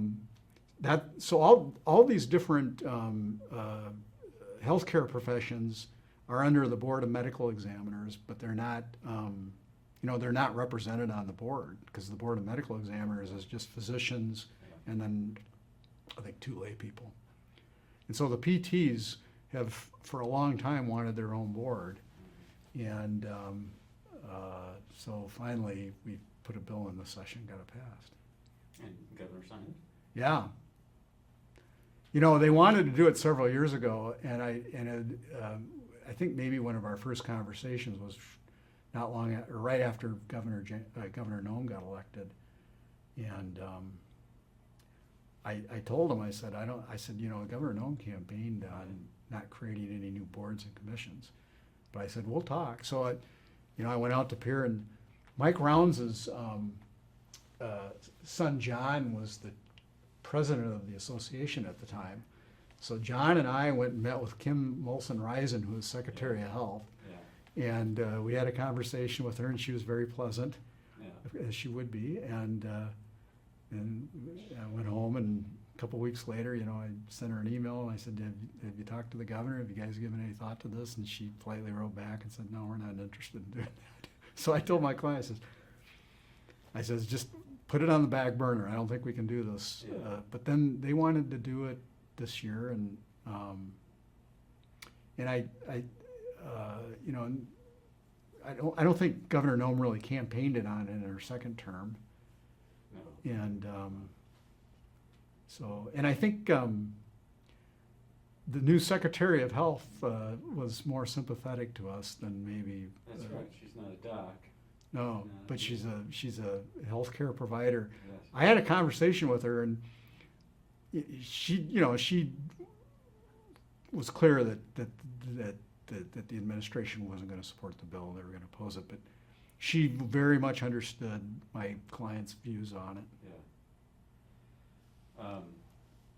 Well, what were some of the other things in the Janklow administration as far as your lobbying? So, by 1987, it's, I think George Mickelson had gotten elected. Yeah. And I started in '85. So there's only really 2 years when Bill Janklow was governor the first time around. Okay. So when George Mickelson got elected, around 1989, I got contacted by a company called Video Lottery Consultants. It was a company out of Bozeman, Montana. A guy by the name of Larry Lippin who started the company. And he hired me and Harry Christensen and to lobby a bill to authorize the state to have video lottery. And he and his people had met with Governor Mickelson, and I don't think Governor Mickelson was particularly excited about, authorizing more gaming in South Dakota. I think maybe 2 years earlier, Deadwood Gaming had passed. 86, Yeah. yeah. So, you know, the state had had some experience with Deadwood Gaming, and the legislature had had some experience. But I think the thing that really convinced Governor Mickelson was the money. They came to him and showed him what had been done in Montana, and the only thing I remember about it is their revenue estimates. What they presented to Governor Mickelson to entice him into supporting this were wildly underestimated compared to what the state actually earned. Underestimated. Yeah, the state made a lot more money than these guys had projected the state would make in video lottery. Did Governor Mickelson, were those low revenue projections by your client, were they convincing to the governor? I think that was the only reason he considered it. Okay. And they had met with him, and I would say they kind of softened him up on the idea. But they also worked with legislators and got some legislators interested in it. Okay. I think, I do think that Governor Mickelson's interest in it had to do with the fact that he had things he wanted to do. He needed money, and this was an opportunity. Okay. And it took us 2 years to get the bill passed. It was quite a battle, Okay. but it passed. And then after that, for several years, there was fights over raising what was called the state share, which was the state's share of net machine income. Okay. And I think it's when the bill passed originally. I think it started out at like 15%. Okay. And then after people saw how successful it was, the legislature, I think, raised it to 35% at some, and it stayed at that point. And then if you remember, somebody challenged the constitutionality of video lottery in court. And the Supreme Court declared it was unconstitutional because, you know, they never amended the Constitution to authorize, it was considered gaming, and the Constitution prohibited gambling except in the case of Deadwood and in charitable gaming. Right. So I think it was in 1994 that got on the ballot again. To change the Constitution. To amend the Constitution, yeah. The legislature had a special session. And because, you know, they'd been operating video lottery, and all of a sudden the court shut it down, which that shut all the revenue down for the state. And then you had all these businesses that had invested a huge amount of money in video lottery. And so I think Walt Miller was governor at the time. Okay. Because this would have been after, I think, Governor Mickelson had been killed in a plane crash. I think Walt Miller was the governor, and he called a special session. I remember Mark Barnett was the Attorney General, I believe, at the time, because I remember we were worked on language with Attorney General Barnett to make sure that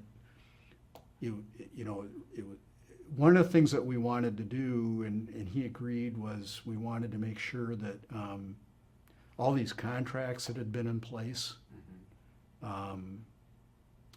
were not somehow invalidated,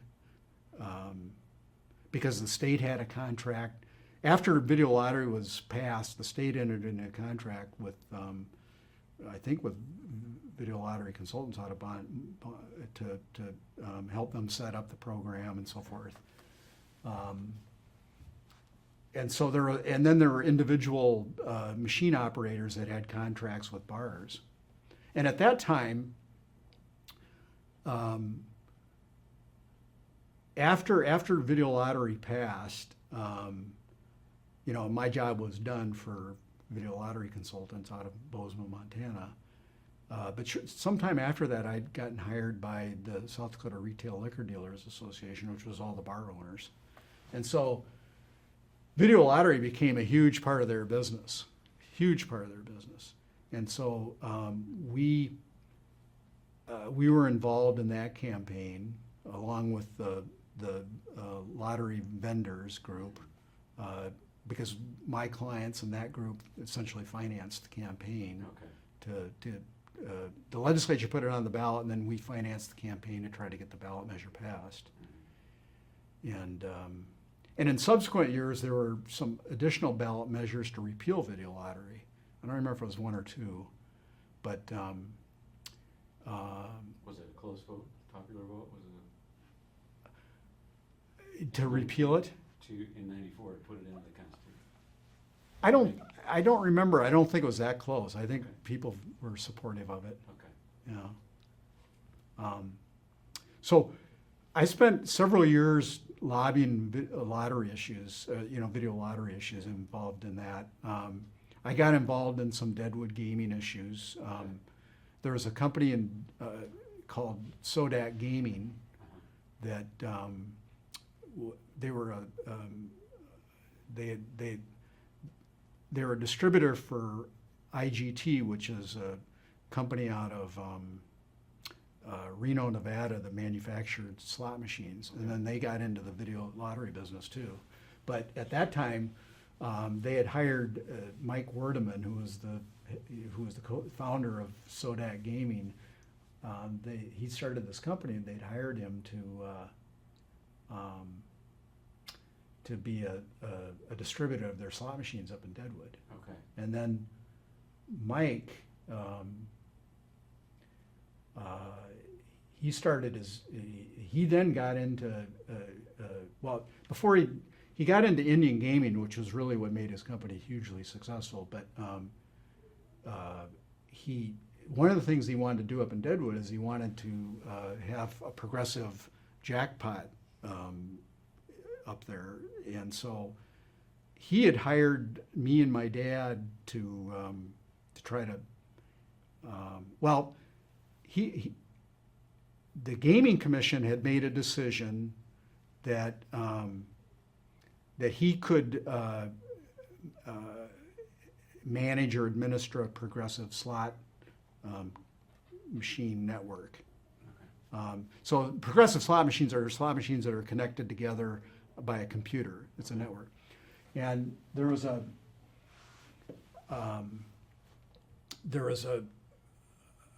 route operator, a guy that owned, had contracts with all the businesses up in Deadwood that didn't own their own machines. He was the operator. He'd place machines. His name was Mike Tricano. And Mike, before that, he'd had a sort of a vending business. He put jukeboxes and pinball machines and bars and stuff. Yeah. But he got into when Deadwood got gaming, he got into the business of routing slot machines. And he opposed Werdeman's effort to try to get a license to be able to do progressive slot machines. He argued that you had to be an operator to do that. You couldn't, and Mike was a distributor. Oh. And you couldn't, a distributor couldn't be an operator and couldn't be an establishment owner. Mm-hmm. So anyway, we had a fight in front of the Gaming Commission, and the Gaming Commission ruled in favor of Mike Werdeman and said that the statutes governing Deadwood gaming didn't prohibit that. So then Mike filed a lawsuit against challenging the Gaming Commission's decision, and so then Mike Werdeman, who I had represented before the Gaming Commission, he hired me and my dad to try to get a bill passed to essentially authorize him to do what he wanted to do up in Deadwood, because he didn't want to wait for the Supreme Court decision. Well, we didn't win that battle. The legislature didn't want to intervene in that because there was a pending court case. So. Yeah. Have you done work for Deadwood or the Gaming Commission for the Deadwood? No. Okay. The only other thing I did up in Deadwood was there was a group of investors from Colorado that started Deadwood Gulch Resort up in Deadwood. Yeah. And I represented them. I can't exactly remember one of the things that I represented them on was the issue involving whether or not an out-of-state company could own a gaming license, because the gaming regulations at that time said that you had to be a South Dakota resident. And I can't remember if we challenged that in the legislature or not, but I do know it was challenged in the court, and the federal district court ruled that that statute was unconstitutional. Yeah. So, but anyway, those are the two instances that I got involved in gaming issues, and then I'd been involved in, video lottery issues and. Windmills, any of that kind of stuff, or energy sector at all? No, I was not involved in windmills, any of that. I was, the only a couple of utility things I've been involved in over the years was a little bit on the deregulation, when they deregulated the telephone companies. Uh-huh. My dad and Jerry Murphy represented, I guess it would have been U.S. West at the time, it was the predecessor to Northwestern Bell, when they had the fight in the legislature to deregulate the telephone companies. And they got the bill passed. It was a huge battle. It was probably one of the really biggest battles that I remember. And the smaller telephone companies that were opposed to that circulated a petition to refer the measure that the legislature, or the statute that the legislature passed, and put it on the ballot, the deregulation statute. So Bill Surska was a lawyer from Pierre, and he and I got hired by U.S. West to challenge the referendum petition signatures. And so I spent an entire summer in Bill Surska's office going through the petition signatures, trying to find irregular signatures. And then we'd travel out and take depositions around the state of South Dakota of the people that circulated petitions. We were just trying to build, find enough invalid signatures to invalidate. Yeah. And as it turned out,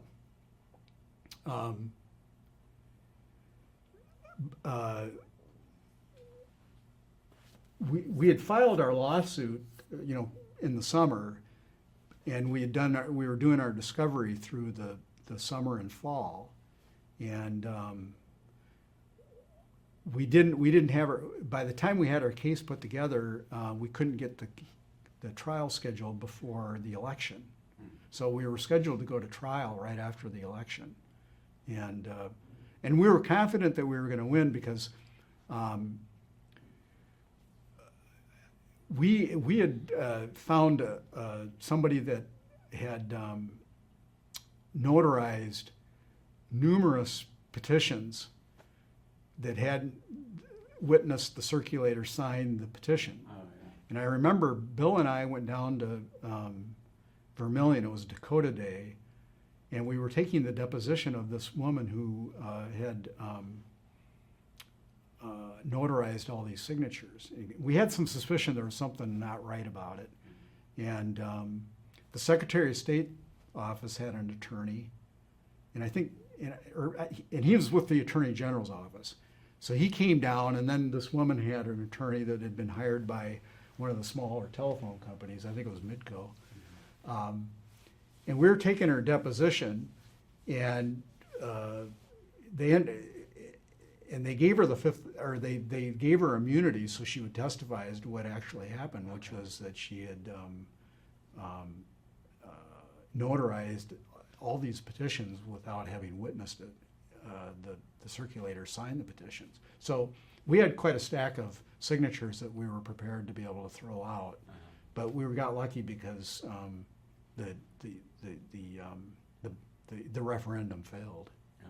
So, but anyway, that was my really only involvement with that issue, the telephone issue. I represented Prairie Wave on on a telephone or on a cable TV issue Uh-huh. several years ago, but other than that, So as a lobbyist, you don't advertise, right? I mean, you no, You my good? clients have all kind of come word of they mouth. come Yeah, knocking on the door. yeah, yeah. So it's word of mouth and Yeah. and success, and I think it can help. Yeah, when I had my kind of, so my dad and I worked together for many years, and I think I told you initially he had his clients and I had mine. Right. As I became more experienced and kind of developed my own reputation and so forth, he started having me work on some of his client issues. Okay. And so I think he kind of did that not only because he needed some help, but also I think he knew that at some point he was going to retire, and he wanted to pass on some of that business to me. So I worked on some of those, and then when he retired in 2008, quite a few of his clients hired me, the ones that I didn't have a conflict with. So. Okay. Well, are there other war stories or other subjects you want to cover, or? Well, 'Cause I'm thinking too. I mean, I interrupt you, but medical care has gone through such Yes. a traumatic change. Yes. And the earlier comment you made about how doctors were Yes. self-employed small businessmen in many cases in towns around. Now they all work for two Healthcare or systems, three yeah. systems here in the city or in the state. Yes. Four in the state, I guess. How is that? Do you lobby for Sanford or? I represent Avera, yes. Okay. Yeah. Okay. And before I started lobbying for Avera, I'd watched all that kind of change. Because as I think I mentioned to you, when I first started lobbying, the Medical Association really was a big organization, and most doctors, had independent practices.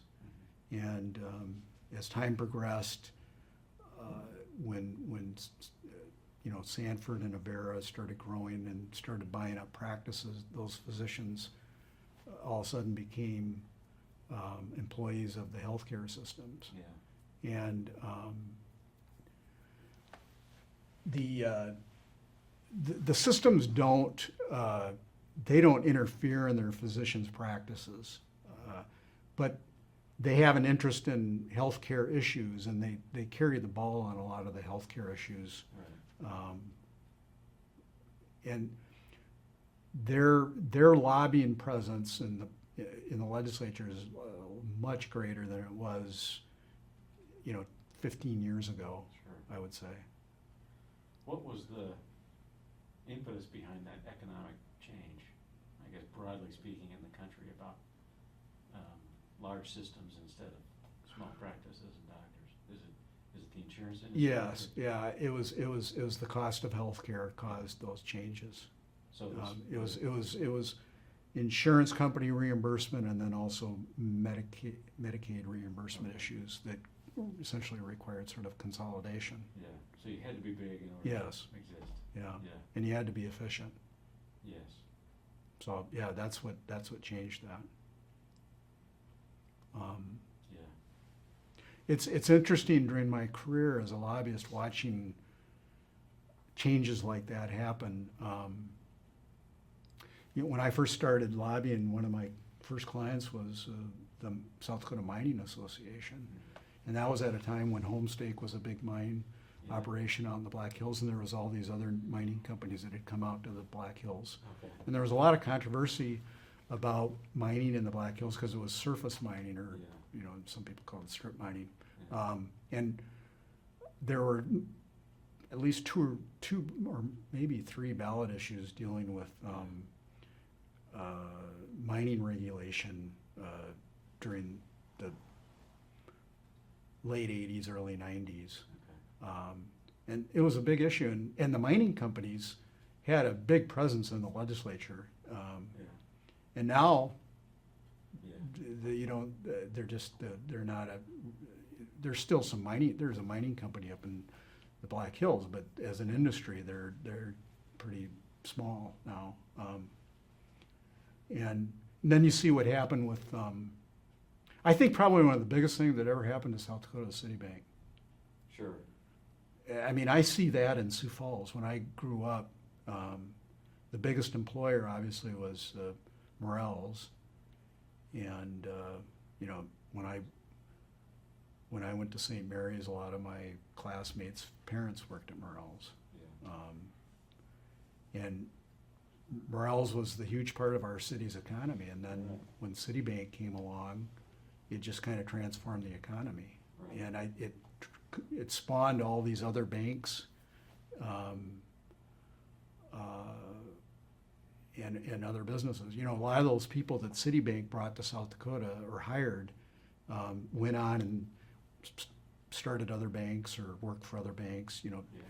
I don't think Premier Bank, a lot of the people that originally started working for T. Denny Sanford were Citibank people. Yeah. I think Miles Beacom was a Yeah, Citibank person. yeah.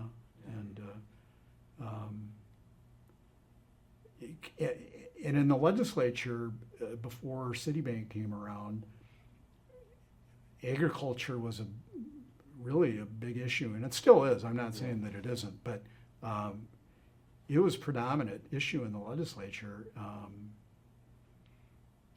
and you know, that's evolved over time quite a bit. How has the workings of I was doing an interview the other day with somebody, and we commented on the increasing numbers of women in the legislature. And I can't remember what film I was watching the other day about the 1970s, you know, but the Hollywood depiction, which is pretty accurate of my memory of it, that everybody smoking. Yeah, You know, this room yeah, in 1970 would have been, sure. Legislature was like that. Yeah, When I so- started lobbying. right, You know, one of my dad's clients, and then I represent him to this day, is, at that time it was called Philip Morris, which is a tobacco company. Now they're called Altria, Yeah. but they're one of my clients. Yeah, everybody smoked in the legislature, and I would have, if somebody wanted a pack of Marlboro cigarettes, you know, I'd furnish it to them. right. And you'd go into a committee room and it was just full of smoke. And I smoked when I was in college and law school, but I quit smoking, you know, I think in 1984 or something. But yeah, and I guess I was still kind of used to the smoke at that point, because I just didn't think about it. But now you just notice it. Yes. What are some of the other changes in the legislature, in decorum or procedure or? Well, I think you were going to mention women, and my recollection is the largest number of women I recall being in the legislature was in 1992 when the Democrats took control of the Senate. Okay. I think a majority of their caucus at that time was women, Okay. and then there was quite a few women in the House that were Democrats too. But yeah, it's remarkable to me that Debbie Anderson is the last person or the only person in the state of South Dakota to ever serve as Yeah. the Speaker of the House. Yeah. And let's see, Barb Everest, I think she was the majority leader for a period of time. Okay. I can't remember. I don't think any other woman has served as a majority leader. I don't think Mary McClure ever did. I think Mary McClure might have been Speaker pro tem, but she wasn't a majority leader. Okay.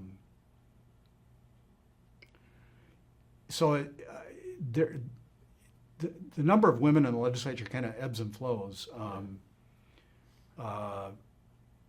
But it was remarkable the number of women back in the early 90s that were in the legislature. They're Democrat women,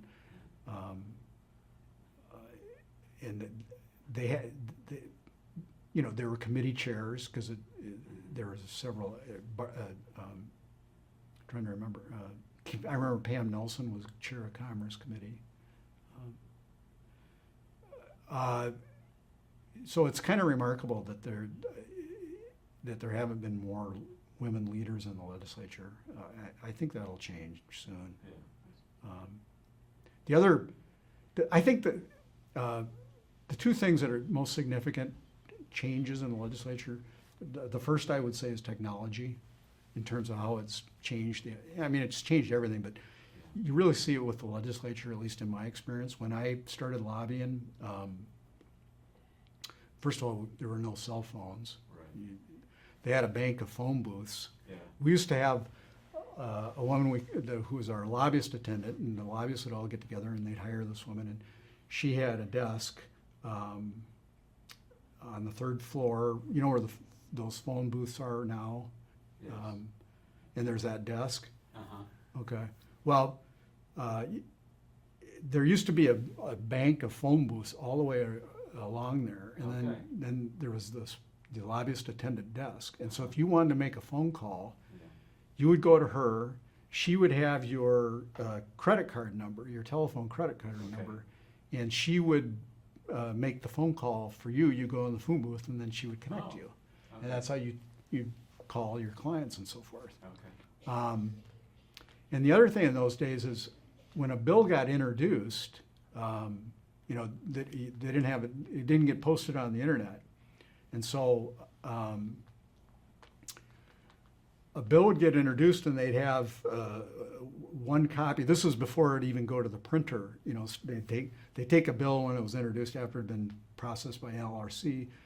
They'd have a typed out copy of the bill.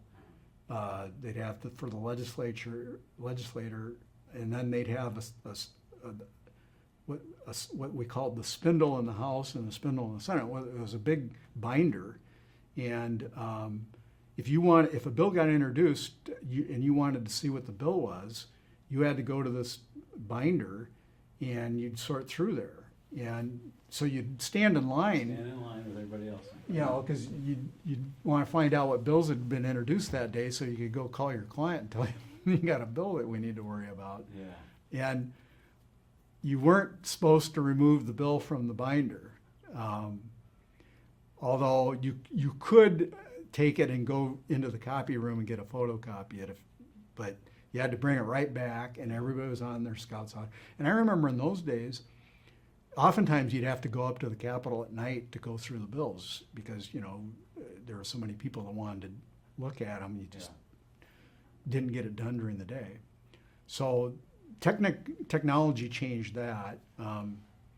It also sped up the legislative process quite a bit because, you know, now, you know, if somebody wanted to amend a bill, you just get a piece of paper and you'd write out your amendment and you'd hand it to the committee chair, you know, and then you get up and you talk about your amendment to the bill. And of course, they don't do that anymore. You have to have it printed up by LRC and they post it online and things like that. Yeah. And how constituents contacted legislators has changed tremendously. In the old days, you know, a constituent wanted to talk to a legislator, they'd call the legislator and the page would take the phone message, Okay. and then they'd take it to the legislator's desk Yeah. and leave it for the legislator. And so when you were lobbying, you know, one of the goals would be to try to get as many phone calls into the legislature. Sure. And you could tell whether or not it was working by the number of pink slips that were on the legislator's desk stacked up. Do they have spindles or? Yes, they had little spindle things, and the page would just put it in that deal. And then Okay. when the legislator got back from a committee or something, you know, they'd have these stacks of messages, and usually the person that was calling would just leave the message, you know, vote no on Senate Bill such and such, or vote yes. Yeah. And sometimes legislators would call the people Okay. up and talk to them. Okay. Now everybody just sends email messages. Yeah. So that's changed quite a bit. So there's less way to know that somebody's being lobbied? Yes, there is. And then now there's text messages. Right. And people will sit in the audience during committee hearings and send text messages to legislators. And so that's When I visit as a part of a DSU group, went to the legislature, it must have been like 2014, and I think I texted the legislator from I lived in Hartford at the time, and I got a text while she was on Deb Peters. She was on the floor, and she said, "I'm not supposed to answer you now," because they had, and so that would have been 2014. But now, yeah. they don't even try to stop No, it. I mean, no.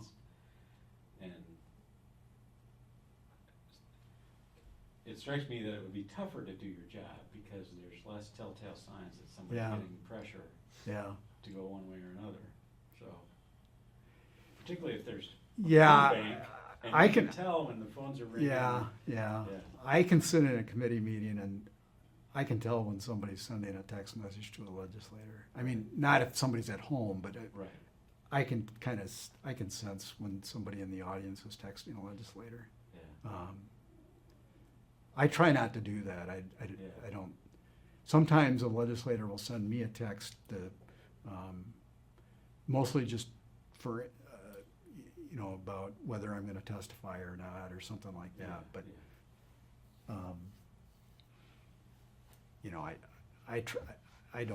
I'm not much on text. I don't do a lot of texting, Yeah. so. So if you're giving advice to somebody breaking into the lobbying business today, what might that be? Fresh out of law school and looking for a client and likes the life and Yeah. fear and thinks that's a lot of fun. What would be the one or two lessons that makes a good lobbyist? I think being there all the time, you can't just pop in and out. My dad taught me that. And the other thing he taught me, which I would tell anybody else, is you need to learn the rules. My dad was, partly because he'd been lieutenant governor, he was familiar with the rules. He was an expert on the rules. You need to know the rules. You need to know how to listen and when to back off. And that's not easy to do when you're lobbying somebody, but it's really important to know when to back off. And after you've lobbied for a while, you can kind of read people and how they're responding to what you're saying, and whether they want to talk to you or not. And I've learned over the years that if somebody's not comfortable talking, that's fine. I just let them know I'm available if they have any questions. I don't ever ask anybody, how are you going to vote on this bill? The way I usually approach a legislator, or if they're at their desk, I'll approach them and I'll ask them, do you have some time to visit?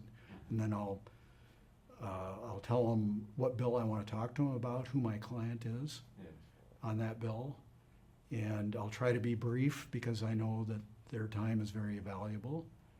I will always tell them if I know what the opposition is to the bill.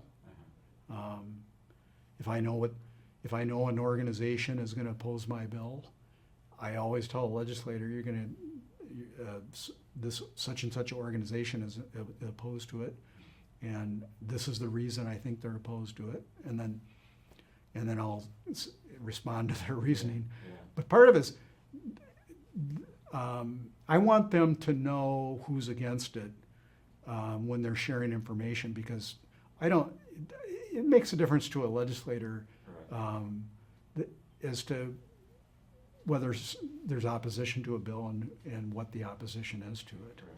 And so I think it's important to be frank with legislators about that. Okay. So those are some of the things I'd tell somebody that wanted to start lobbying. Is be there all the time, know the rules, be respectful of legislators' time, and know when to back off. Yeah. Well, one last question is, who are the legislators that, they didn't run for governor, or they didn't go on to the Senate or the House or something, but they're just people that you grew to admire in the state House or Senate. Well, when I first started lobbying, Joe Barnett was majority leader of the House. He was really, I mean, by then he'd had quite a reputation, and I think he died in 1985, so he died shortly after my first session of lobbying. But I knew who he was and knew him previously because I had been an intern, and he was friends with my dad, so I kind of knew who he was too. But I had a great deal of respect for Joe Barnett. I had a lot of respect for Lars Herseth. Lars Herseth was the minority leader of the Senate. He was a Democrat, and he was really well liked by people on both sides of the aisle, well respected. And Lars had a nice manner about him. And I remember when I was an intern, he surprised me about how well he could grasp issues and talk about them. And I suspect maybe part of that is because he'd been around a long time and I had never been there before. I didn't know if some of these issues would come back, but he was really a quick study and a smart guy. And I thought he was one of the really good legislators.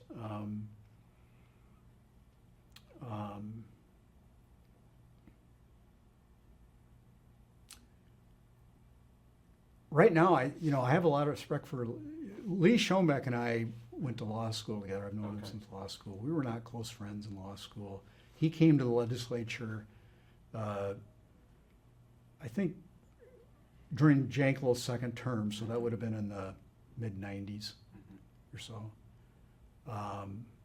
And then came back for a little while and then left, and then now he's back in the Senate. And I have a lot of respect for what Lee has tried to do in terms of running the Senate. I mean, he's got a lot of experience, and he's been around the block enough to know what matters and what doesn't matter, and what he needs to stand up for, and not. And I've got a lot of respect for him. I think there are a lot of really good new young legislators coming to the legislature, getting elected and coming to the legislature. When I first started lobbying, a lot of legislators have been there for a long time, and they were good legislators. That was before term limits. Yes, Yeah. but they'd been there for a long time. Yeah.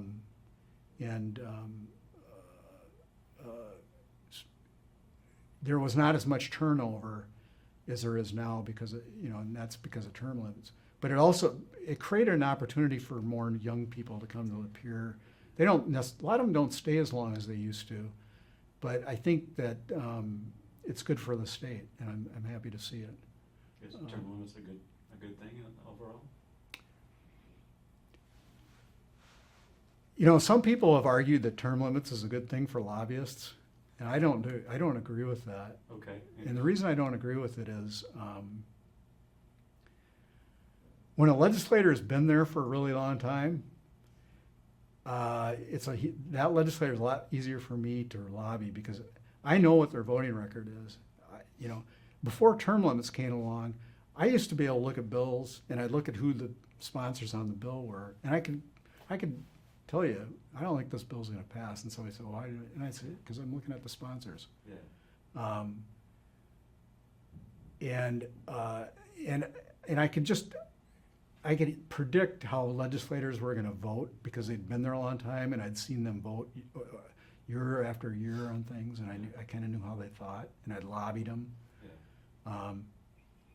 I find with term limits, it's much more challenging because there's such turnover, and it takes a long time to get to know a legislator. Yeah. And my style of lobbying has never been whining and dining legislators. I don't do that. My dad never really did that. Yeah. Part of it is I quit drinking in 1984. My dad didn't drink either. He had an alcohol problem, and I somewhat inherited it. So I don't, going out and socializing and, stuff like that, I don't do a lot of that. And plus I have a law practice, so lots of times at night I have other things to do. But, so my relationship with legislators is working with them on legislation.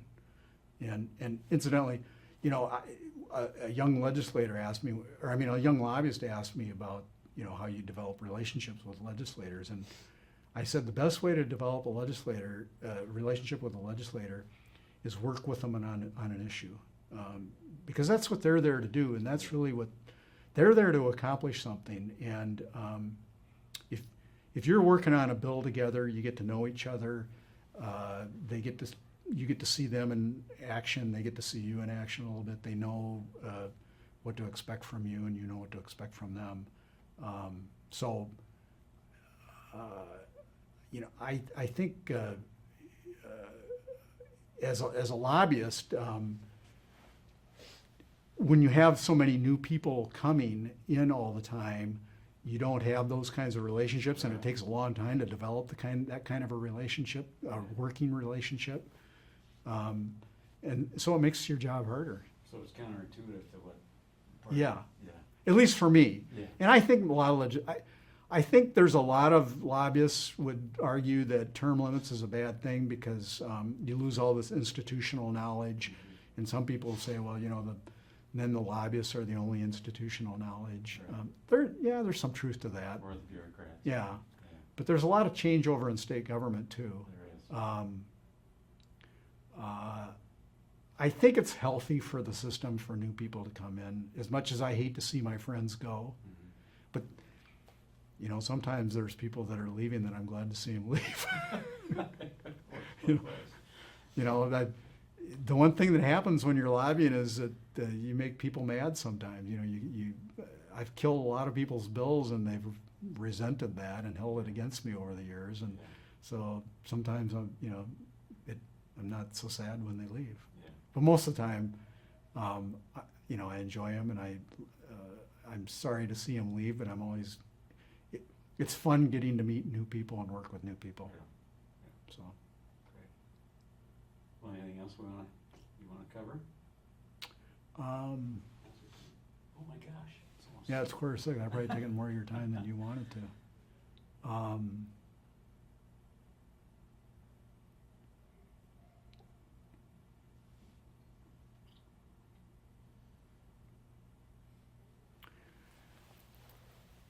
Let's see. I think we talked.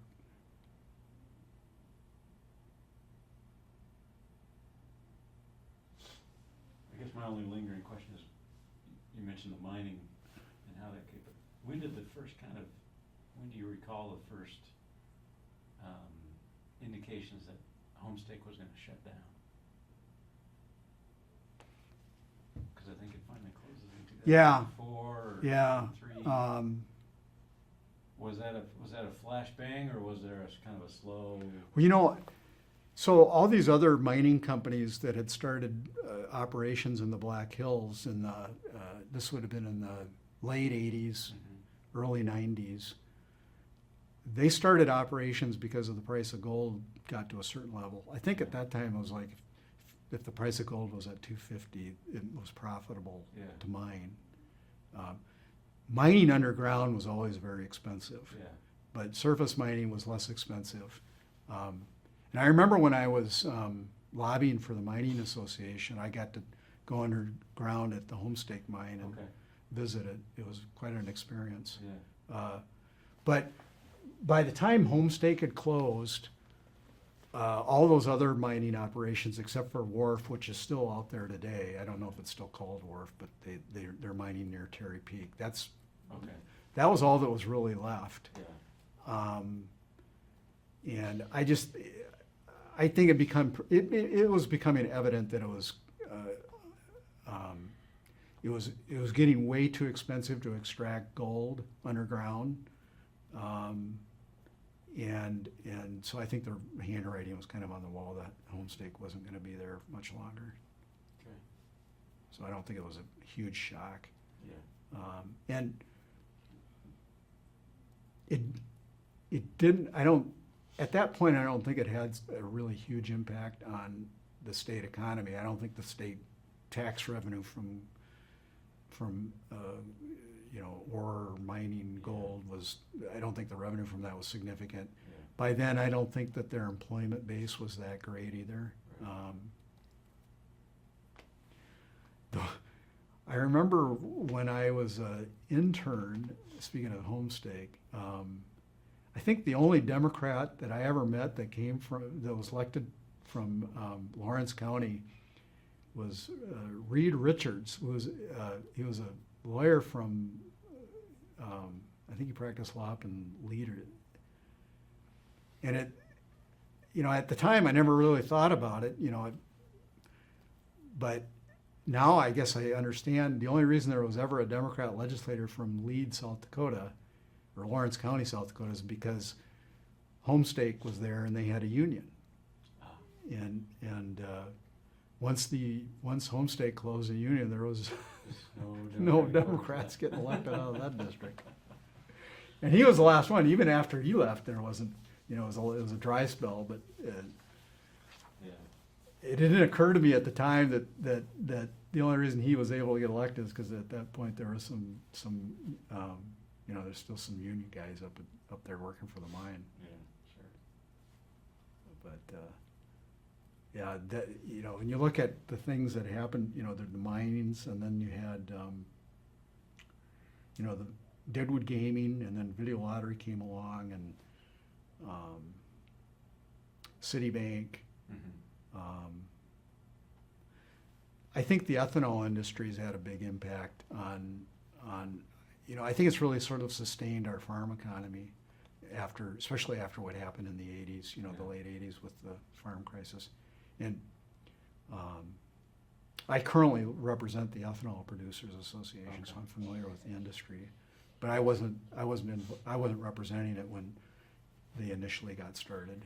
Mm-hmm. But that's had a big impact, I think, on our state. Tourism is a bigger thing than it ever was when I first started Okay. lobbying. Okay. And I think the closing of Deadwood or of Homestake Mine had a big impact on sort of the need to start a tourism industry, and then Deadwood Gaming, I think, of course, had a really big impact on tourism. Yeah. But if you went up to Lead and Deadwood, in the early days, because I remember going up there to tour Homestake, in the fall, Deadwood was shut down and there wasn't much going on there. Yeah. And now it's, obviously a very active community. Yeah. So, Yeah. so that's, and healthcare has become a much bigger issue than it ever was when I first started lobbying. Okay.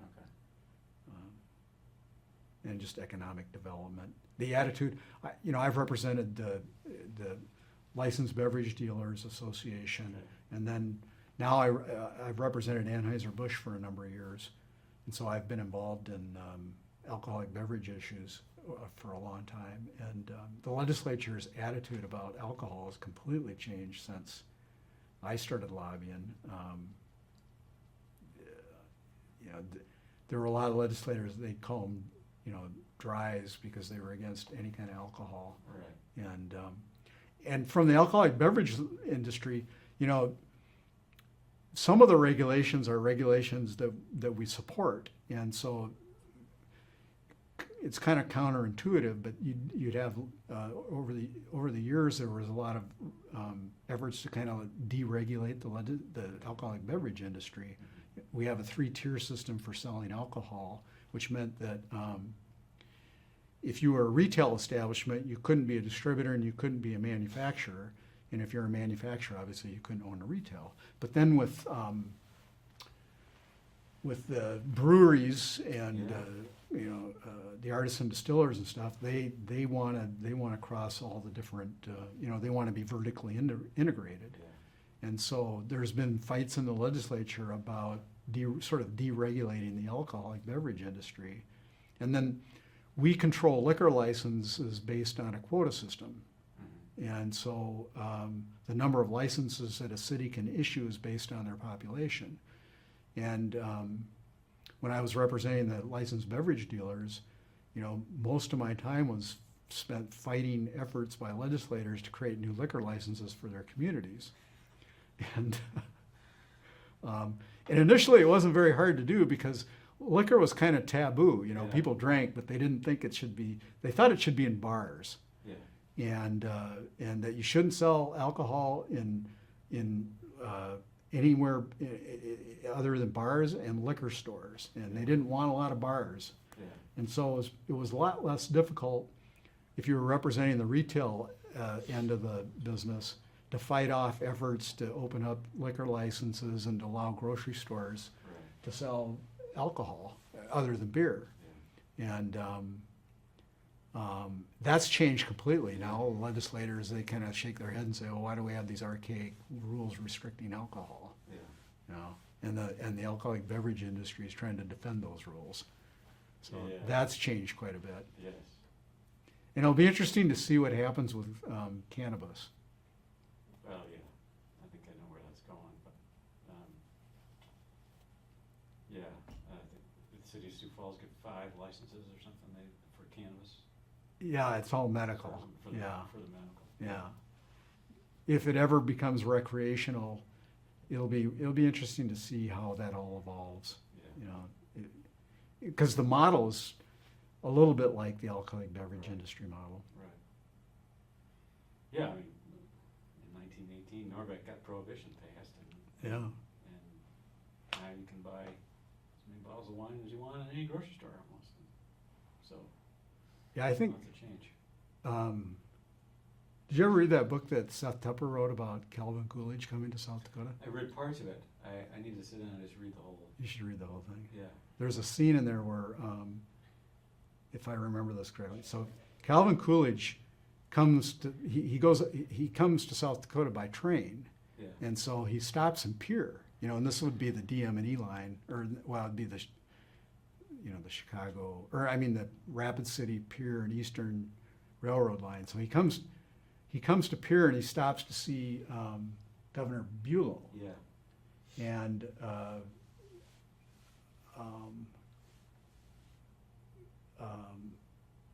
he asks Governor Bulow, I think it was, something about how do you deal with prohibition? Yeah. And Bulow asks, not knowing exactly what he means, he's thinking maybe the president wants a drink. So he sort of says, well, it kind of depends on how you want to do it, or something like that. I just thought it was hysterical. Yeah. Yeah, a lot of life which is why it gets overturned. I mean, there's this rampant black market. It was Yeah. why the prohibition went away. It became caustic to society to be everyone kind of winking and nodding and knowing it's going on, but Yeah. yeah. Well, yeah, this has gone long. Yeah. I hope I haven't taken too much of your time. No, I've enjoyed this no. conversation. Well, good. You still with us? Uh-huh. Okay.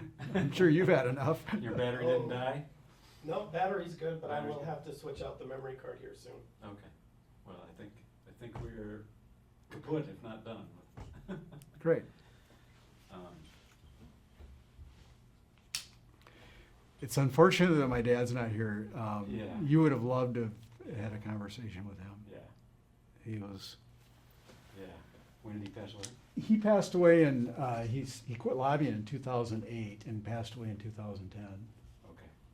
He was having some health problems towards the end of his lobbying career, and finally decided he just couldn't.